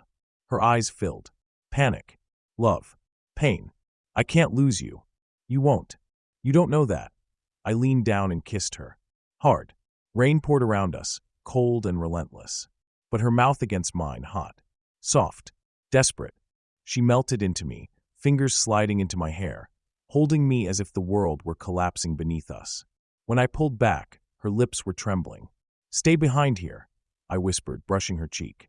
If he shoots, he hits me first. Her breath shattered. Hunter, I'm coming back. I rose, turned, and walked straight into the open. Gun up, heart steady. Death wasn't something I feared. Losing her was. I took 3 steps. 4. The sniper adjusted his aim. At me. Good. My finger tightened on the trigger. Stop. Kayla's scream tore through the air just as someone grabbed her from behind. Not Liam. Not me. Someone else. An arm wrapped around her waist. A gloved hand clamping over her mouth. Her eyes went wide. The man stepped into the streetlight behind her. The one who claimed she was promised to him. The one she feared most. He smiled over her shoulder. Did you really think I'd send men to bring her to me? He murmured. When I could take her myself? Kayla thrashed, muffled cries shattering what was left of me. I lifted my gun. He pressed his to her temple. Put it down, Shades, he said, or I paint the street with your wife. My heart stopped, and Kayla whispered, voice shaking against his hand. Hunter, run. I didn't lower my gun. I didn't blink. I didn't breathe. I only whispered one word. No. His arm was iron around my waist, his gloved hand sealed over my mouth, his body pressed cold and close, dragging my breath into tiny stuttering shreds. Rain hit my forehead, warm against the cold steel pressed to my temple. Hunter stood 10 yards away. Rain streaked down his face, silver gray eyes locked entirely on me. Not blinking, not breathing. Like if he looked away, I'd disappear. My captor's breath dragged across my ear, hot and poisonous. 5 years, he murmured. You run well, sweetheart, but I always catch what's mine. My spine locked, my pulse hammered so loud I felt it in my teeth. I tried to speak, his hand muffled everything, but Hunter heard the attempt. His jaw tightened like bones grinding, and then he said the quietest, most terrifying word I'd ever heard from him. Let her go. My captor laughed. Or what? You'll shoot me? Go ahead, try, blow a hole straight through your little wife's skull. Hunter didn't lift his gun. He didn't lower it either. He stayed perfectly still, but everything inside him shifted. I felt it, like the air between us thickened, heated, cracked. He whispered, I will kill you. The man holding me stiffened for a breath, just a fraction, but enough to feel his pulse spike against my back. Hunter's voice wasn't loud, wasn't angry. It was cold, absolute, final. No deals, he murmured. No negotiations, no bargaining. You hurt her once, you touch her again, and your blood will run where you stand. Heat pulsed low in my stomach, terror and something else. Something I didn't have time to process. The man's hand clamped tighter over my mouth. He pulled me back a step, dragging me toward the alley. Hunter stepped forward, just 1 inch. My captor pressed the muzzle harder to my temple. Move again, he hissed. And I. A voice cut him off. Let her go. Liam. He stepped from the shadows, knife low at his side, rain sliding down his jaw. My captor stiffened behind me. You. Liam's eyes were blank, flat, emotionless in the back way only someone who survived death can be. You're touching my sister, he said. Take your hand off her, or I take your throat. My breath shook violently. Hunter didn't move, didn't react, didn't break the line of sight between us. He only whispered, Kayla, breathe. I tried. My chest wouldn't obey. See? The man behind me crooned. She listens better to me, always has. Something inside Hunter snapped, not visibly, not audibly. But his eyes, silver burned into molten steel. I'd only ever seen his emotions in fractures, a twitch in his jaw, a breath too sharp, a touch too tight. But now I saw everything. Fear, rage, possession, love, desperation, all of it. All these years, my captor hissed. She was promised to me. Hunter's voice dropped to a lethal whisper. She was never yours. She will be again. No. Then watch me take her. Hunter fired. A single shot, clean, precise, not at my captor. At the ground an inch from his foot. The man jerked in shock. Hunter's voice shook the air. Touch her again. I dare you. My captor pulled me tighter, so tight my ribs screamed. Hunter's fingers twitched around the gun. His breath grew ragged. He was losing his restraint, and I couldn't let him. I bit the man's palm, hard. He cursed and loosened his grip. I tore my mouth free long enough to scream, "Hunter, don't shoot!" Hunter froze. That moment, that single fragile hesitation, was everything. My captor snarled, arms crushing me again. "You see? She protects me. She knows you're a monster, too." Hunter flinched, a small sound, a breath breaking open inside him. "No," I whispered. "He's not." He didn't breathe for a second. Then the man holding me hissed into my ear, "Your husband doesn't know who you really are." I stiffened. Hunter's gaze sharpened, cold, piercing, searching. "Tell him," the man whispered. "Tell him how much blood is on your hands." My body shook violently. Liam's voice cut in, sharp, protective, furious. "Leave her out of your games. You want the truth," my captor snarled. "She's the reason your father died. She's the reason." "Stop!" My scream ripped out of me. Hunter's eyes widened, pain slicing through the silver. "Kayla," he whispered, "look at me." I couldn't. My captor laughed. "She can't. She knows you'll hate her if you hear what she did." Hunter took a slow step closer. "Try me." "No," the man tightened his grip. "Because once you know the truth, you won't protect her anymore. You'll put her down yourself." Hunter's voice broke. "Kayla, tell me." My lungs seized. My vision blurred. "I didn't mean, tell me." I met his eyes, and he saw everything. The night I'd run. The blood. The body on the floor. The guilt. The truth I'd buried so deep it still clawed at me every time I closed my eyes. Tears poured down my face. Rain mixed with them, cold and warm at the same time. "I tried to kill my father," I whispered. Hunter didn't blink. I kept going, words tumbling out like open wounds. "I went for him. I swung the knife at him. I aimed for him. I wanted him gone. I wanted him dead. I wanted out." Hunter exhaled, shaky, pained, like my confession cut him open. "And I missed," I whispered. "I hit someone else." The man behind me laughed. "She killed a man because she didn't have the courage to face the real monster." Something inside Hunter's expression shifted, like hearing that scraped the last of his self-control away. He whispered, "You were a child." "I wasn't." "Why?" I choked. I knew what I was doing. "You were surviving. I was murdering. You were escaping." I sobbed. Rain ran into my mouth. Hunter's voice broke. "Kayla, you were trying to live." My captor snarled. "And now she belongs to me." Hunter lifted his gun, pointed it at him, and whispered the coldest words I'd ever heard. "You won't touch my wife." Liam moved at the same time, lightning fast, a blur of motion, a shadow slicing through rain. His knife flashed, silver, deadly, precise, aimed directly at the man holding me. The man reacted instantly, dragging me into the line of the blade. "No!" Hunter fired. The world exploded. Pain hit my ears. Light flashed, something hot grazed past my cheek. The man behind me jerked, not down, not dead, but enough for his grip to weaken. Liam tackled him. Hunter lunged for me, and I fell forward into his arms. His hands closed around me, one at my waist, the other cupping the back of my head, pulling me fully into his chest. His breath shook against my ear. "I've got you." This he whispered over and over, voice breaking. "I've got you. I've got you." But before I could breathe, before I could answer, before Hunter could turn to finish it, a gunshot tore through the air, and Hunter went still. Completely, terrifyingly, still. My hands lifted to his chest and felt blood warm my fingers. For one impossible second, I didn't feel the pain, just warmth. Her hands on my chest, her breath breaking my name, her eyes green, wild, wide with terror. Then the warmth slid lower. Too warm, too slow. Blood, my blood. The world tilted sideways. Kayla's voice shattered beside me. "Hunter, no, no, no, please stay with me." I forced my eyes open long enough to see her face, pale, soaked in rain, streaked with tears. Her hands pressed to my chest, fingers slipping in the red. "Look at me," she begged, voice cracking. "Hunter, please don't close your eyes." "I'm not," I breathed. "Lie." My vision blurred at the edges, a dark vignette pulling inward. My legs buckled. Kayla tried to drag me up. Too small, too frantic, too desperate. I hit one knee. Pain flared, sharp, raw, alive. Good. Pain meant I wasn't dead yet. Behind her, the bastard who took her screamed something at his men. But all I heard was Kayla whispering my name like a prayer said too late. Her hands shook against my cheeks, pulling my face toward hers. "Stay with me," she whispered, forehead pressed to mine, her breath trembling into my mouth. "Hunter, please stay." I tried to answer. Couldn't. The world swayed. Darkness lapped at the edges. "No. Not here. Not now." not in front of her. I dug my fingers into the asphalt, dragging myself upright, using fury and instinct as leverage. Hunter, stop, please, please, let me help. I rose anyway. Shaky, uneven, bleeding, alive. I shoved her behind me with what strength I had left. Her scream broke. And oh, don't. I turned my head just enough to look at her.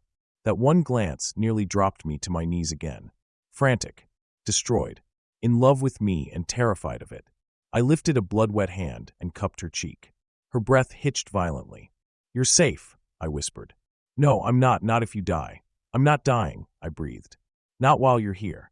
A movement behind her, Liam. His face pale, rain streaking the terror across his features. Shades, he rasped. You need to stay down. I ignored him. The man holding the gun turned toward us. Rain streaked across his mask, his hand trembling with frustration or fury. Enough of this, he spat. She's coming with me. I slid one step forward. Kayla grabbed my shirt, pulling with all her strength. Hunter, stop, please, you're bleeding, you'll fall. I placed my hand over hers. Her fingers tightened around mine instantly, like her body recognized the touch before her mind could protest. I'm not letting him take you, I whispered. Her lips trembled. Then take me with you. Please. Just don't go alone. My heart cracked open. Wide. Raw. For her. Always her. Kayla, I said softly, I've walked into worse. No, she cried. Not while loving me. That makes you reckless. The truth hit like another bullet. I was reckless. I was bleeding, and I was losing strength fast. But she was alive, and that was all that mattered. The man behind her snarled. I'm done waiting. He lifted his gun to shoot past me, straight toward Kayla. No thought, no breath, no hesitation. I moved. I pushed her back behind the SUV and fired. One clean shot. The man staggered. Not dead, not down, but wounded enough to loosen his grip on his weapon. Liam lunged, knocking his gun away. Chaos erupted, rain, shouts, bodies slamming against metal. But my vision was sliding again, dark edges pulling inward. Kayla's scream cut through it. Hunter. I turned toward her and saw her collapse over me, grabbing my shoulders, face inches from mine, breath hot, frantic. Her hands pressed to my wound again. Hunter, open your eyes, her voice broke. Don't leave me. You promised, don't leave me. I forced them open because she asked. Because she needed it. Because she loved me. My fingers found her jaw, thumb brushing her cheek. She leaned into the touch instantly, tears spilling over my hand. I'm here, I whispered. I'm right here. You're hurt so bad, Hunter. Please stay awake. I'm awake. Barely. Don't lie to me, she cried, gripping my shoulders. Not now.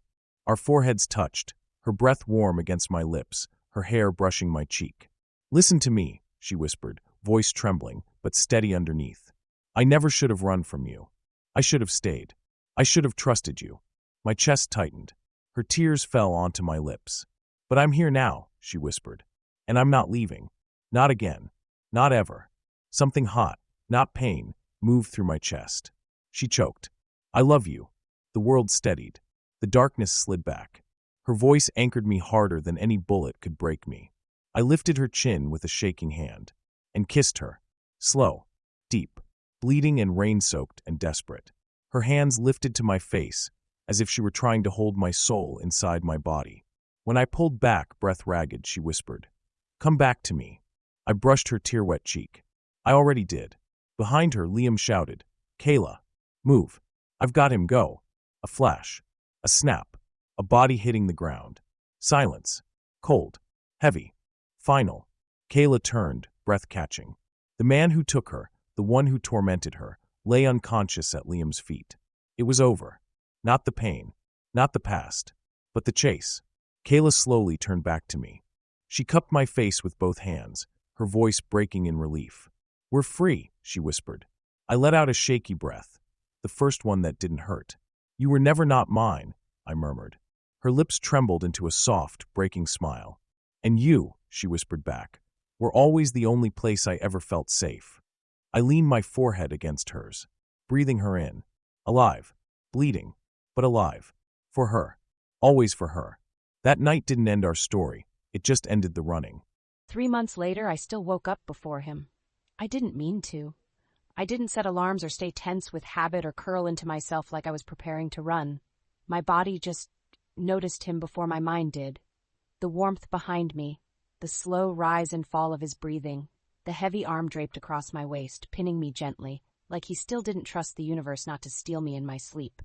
Hunter slept the way he loved, quiet, intense, consuming. Even now, cocooned in sheets and morning light, he held me like the night could snatch me away if he loosened his grip. I shifted just enough to look at him. His hair was a mess, dark strands falling over his forehead, brushing the silver of his lashes. His face soft in sleep, jaw relaxed, lines smoothed, mouth slightly parted. He'd hate knowing how gentle he looked. He'd deny it, growl, pull me closer, prove how ungentle he could be. I smiled. His arm tightened the second I moved. "Don't run," he murmured. The words came out rough with sleep, his breath warm against the back of my neck. "I'm not running," I whispered. "You thought about it." I laughed under my breath. I turned my head. He made a low, displeased sound and pulled me fully into his chest, one big hand sliding under my shirt, splaying over my stomach possessively. His touch sent a warm ache through me. "You still think that counts as escaping?" I teased. "It does when it's you." I rolled to face him. His eyes opened slowly, silver gray, a little unfocused, a lot unfair. Morning light Hunter was dangerous in a completely different way. One he didn't know he had, one only I ever saw. He studied me with that quiet intensity that always made me feel seen, held, claimed. "You're staring," I whispered. "You're mine," he whispered back. My heart tugged painfully. "Hunter." He lifted a hand and brushed a thumb across my cheek. "You're safe," he murmured, finally. I leaned into his palm. Liam had left 2 weeks ago, not in anger, not in fear, but because he wanted to rebuild his life with distance from the world that had broken all of us. Hunter let him leave, but only after staring him down for a full minute and muttering, "If you hurt her again, blood or not, I end you." Liam hugged me before he left, whispered, "Be happy, Kay. This time, let yourself." I was trying. I was learning. Hunter helped without ever saying he was helping. He walked me through the nightmares, held me through the shaking, talked me through the memories that still clawed at my insides. Sometimes he didn't talk at all. Sometimes he just wrapped himself around me, pressed his forehead to mine, and breathed me steady again. Safe didn't feel like a place anymore. It felt like him. I traced a finger along his jaw. He caught my wrist gently, brought my palm to his mouth, and pressed a slow kiss into the center of it. Heat curled low in my stomach. "Don't look at me like that," he whispered. "Like what?" "Like you're about to run again." I exhaled softly. "Hunter, I'm not running." His eyes darkened, not with anger, but something deeper. Something raw. "You ran for 5 years. I'm done running." He studied me, searching for the cracks he knew too well. I let him look. Then I whispered the truth I'd been holding inside me for weeks. "I'm exactly where I want to be." His breath hitched, barely, but I felt it. He shifted closer, pressing his forehead to mine, our noses brushing. His voice dropped, quiet and rough. "Say it again. I'm staying," I whispered, "with you."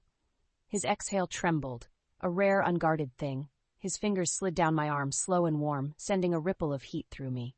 He pulled my leg around his waist, guiding me closer, deeper into him, claiming every inch of space between us.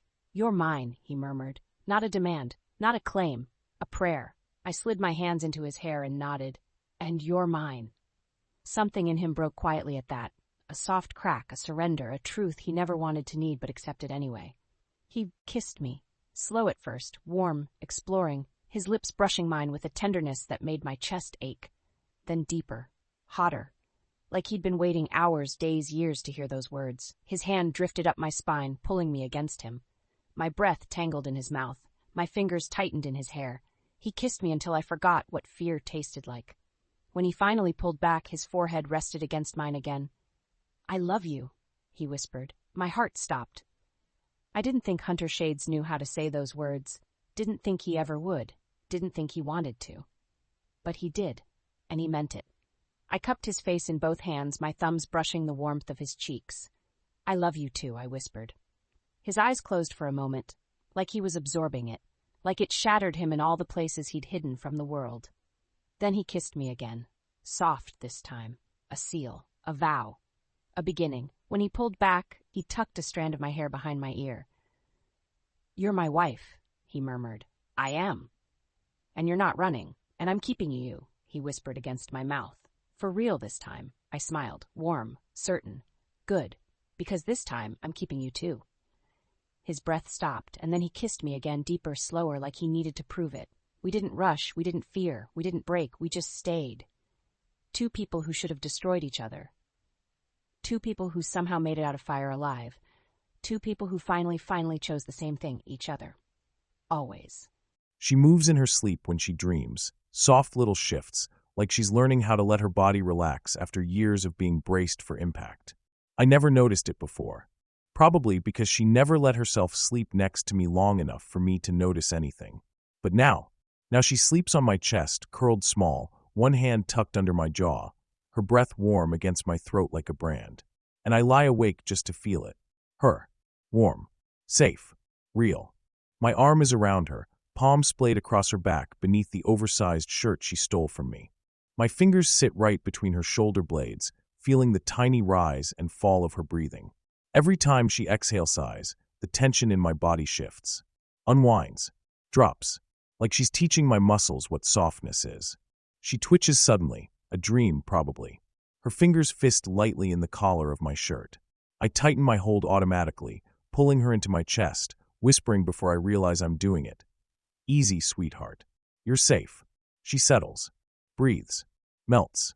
And something in my ribs gives, a small breaking, not painful. More like relief. I'm not used to relief. I don't trust it. But with her curled into me, trusting me enough to forget her nightmares for one night, it's hard to remember why I ever preferred being alone. She shifts again. A soft sound leaves her lips, quiet, questioning. Then her hand slides higher, over my jaw, fingertips barely brushing my beard. Her eyes don't open. She just seeks me out instinctively, half asleep, needing to know I'm still here. I lean slightly into her touch. I'm not going anywhere, I murmur.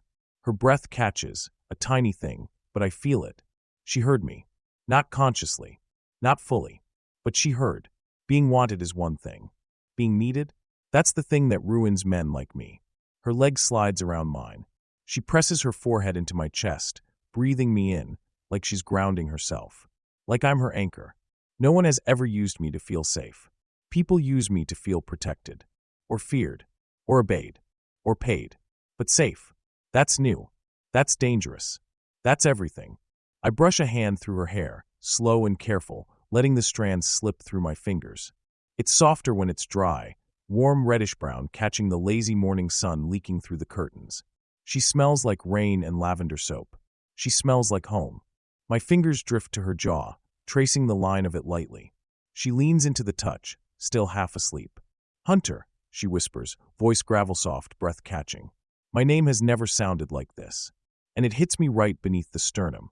You're dreaming, I murmur, kissing the top of her head. No, she whispers, eyes fluttering open. I'm not. She pulls back just enough to look up at me. Her hair is a mess. Her eyes sleepy and soft. Her cheeks warm. She looks fragile and fierce and entirely mine. Morning light washes her skin in gold. I swear if a camera captured this, the entire world would fall in love with her. What are you doing awake? She whispers. Watching you. She blinks slowly, her lips curving into something soft. You like watching me sleep? I like watching you breathe. Her cheeks flush deeper. Hunter, what? My hand slides to her hip, my thumb brushing a slow, lazy circle into the soft skin above her waistband. Her breath shivers. You're staring. Get used to it. She hides her face in my chest for a second, flustered. I grin. Small. Rare. Only for her. She tilts her head back again, eyes searching mine. Does it still hurt? She asks quietly, glancing toward the place I was shot. Only when you stop touching me. Her lips part, half shock, half heat. You can't say things like that, she whispers. Why not? Because I'll believe you. You should. She swallows hard. My hand slides up her spine, slow and sure, pulling her body flush against mine. You're shaking, I murmur. You're teasing, she breathes. I raise one brow. I'm not teasing. She goes still. Soft. Wide-eyed. Hope blooming in her face, so painfully sincere that something in my chest aches. I press my forehead to hers. You think I don't know what I want? I whisper. I chased you for 5 years. You didn't know who I was. I knew enough. You knew a lie. I knew you. Her breath stutters. I'm not running anymore, she whispers. Good, I murmur, brushing my thumb over her bottom lip. Because I'm never letting go. She shivers, not from fear, from relief, and from wanting. Her hand slides over my heart, resting right over the scar beneath the bandages. Does it scare you? She whispers. Loving me. I pull her fully onto my lap, her thighs bracketing my hips, her body melting into mine like she's belonged there all along. Terrifies me, I admit. She blinks. But losing you? I continue. That would destroy me. She inhales sharply. Her hands slide to my jaw. She kisses me. Slow, warm, deep.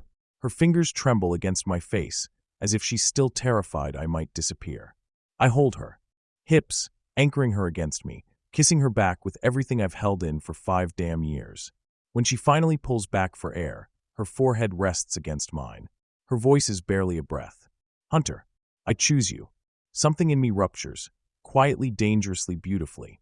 My hands tighten at her waist. And I choose you, I whisper. Every time. She smiles against my mouth, soft and certain, and I feel the last piece of anger I carried inside me dissolve. I hold her there, on my lap, warm in my arms, breathing my name like a promise. The past is dead. Her fear is fading. And all that's left is us. Her fingers trace my jaw. What now? She whispers. I kiss the corner of her mouth. Now. I murmur. I flip her gently onto her back, her laughter soft and breathless as I hover above her, cupping her cheek. Now we live. She exhales, shaky and warm. And tomorrow? She asks. I slide a hand down her side, slow and reverent. Tomorrow, I whisper, I marry you again. Her breath catches, beautiful, sharp everything. For the first time in my life, I feel the future. And it feels like her name spoken into morning light. Kayla. Mine. Always. Loving her didn't just change me. It saved me. The door clicked behind us. Soft. Final.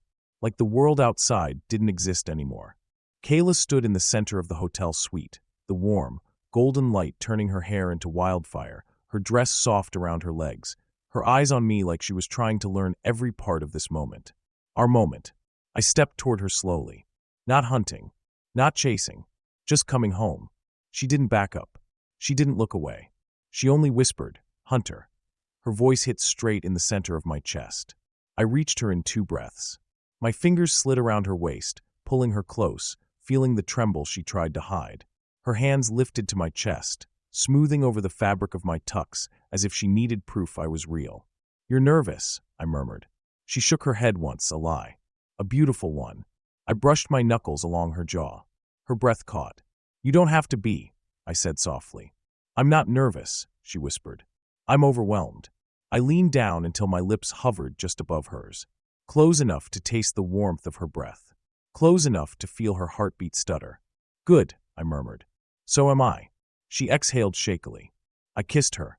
Slow at first, a soft press, like asking a question. She answered by sliding her hands up around my neck and pulling me deeper.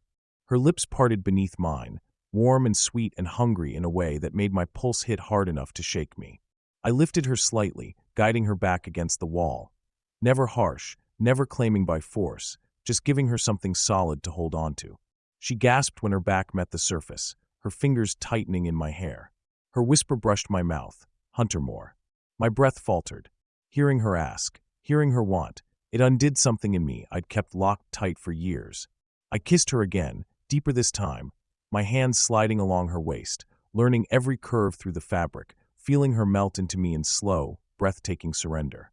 The room felt too warm. Or maybe it was just her. Her hands trailed from my neck to my jaw, her thumbs brushing my cheek like she was memorizing the shape of me. I kissed down the line of her throat, slow, reverent, feeling her breath shiver each time my lips met her skin. Her head tipped back instinctively, offering more. Beautiful, I breathed against her neck. She shuddered. H. Hunter. I lifted my head. Her eyes, green, bright, full, looked at me like I was something she wanted and something she finally wasn't afraid of. That nearly broke me. I framed her face with both hands. Tell me to stop, I whispered. Or tell me to come closer. She swallowed hard. Her lips trembled. Closer, she whispered. I kissed her again, slow heat, no rush, no fear, and lifted her into my arms. She curled into me easily, her breath warm against my neck as I carried her toward the bed, the room glowing gold around us like it was built for this moment. I set her down gently. Her fingers caught my wrist, holding me there. "Hunter," she whispered, voice fragile and full at the same time. "I want you."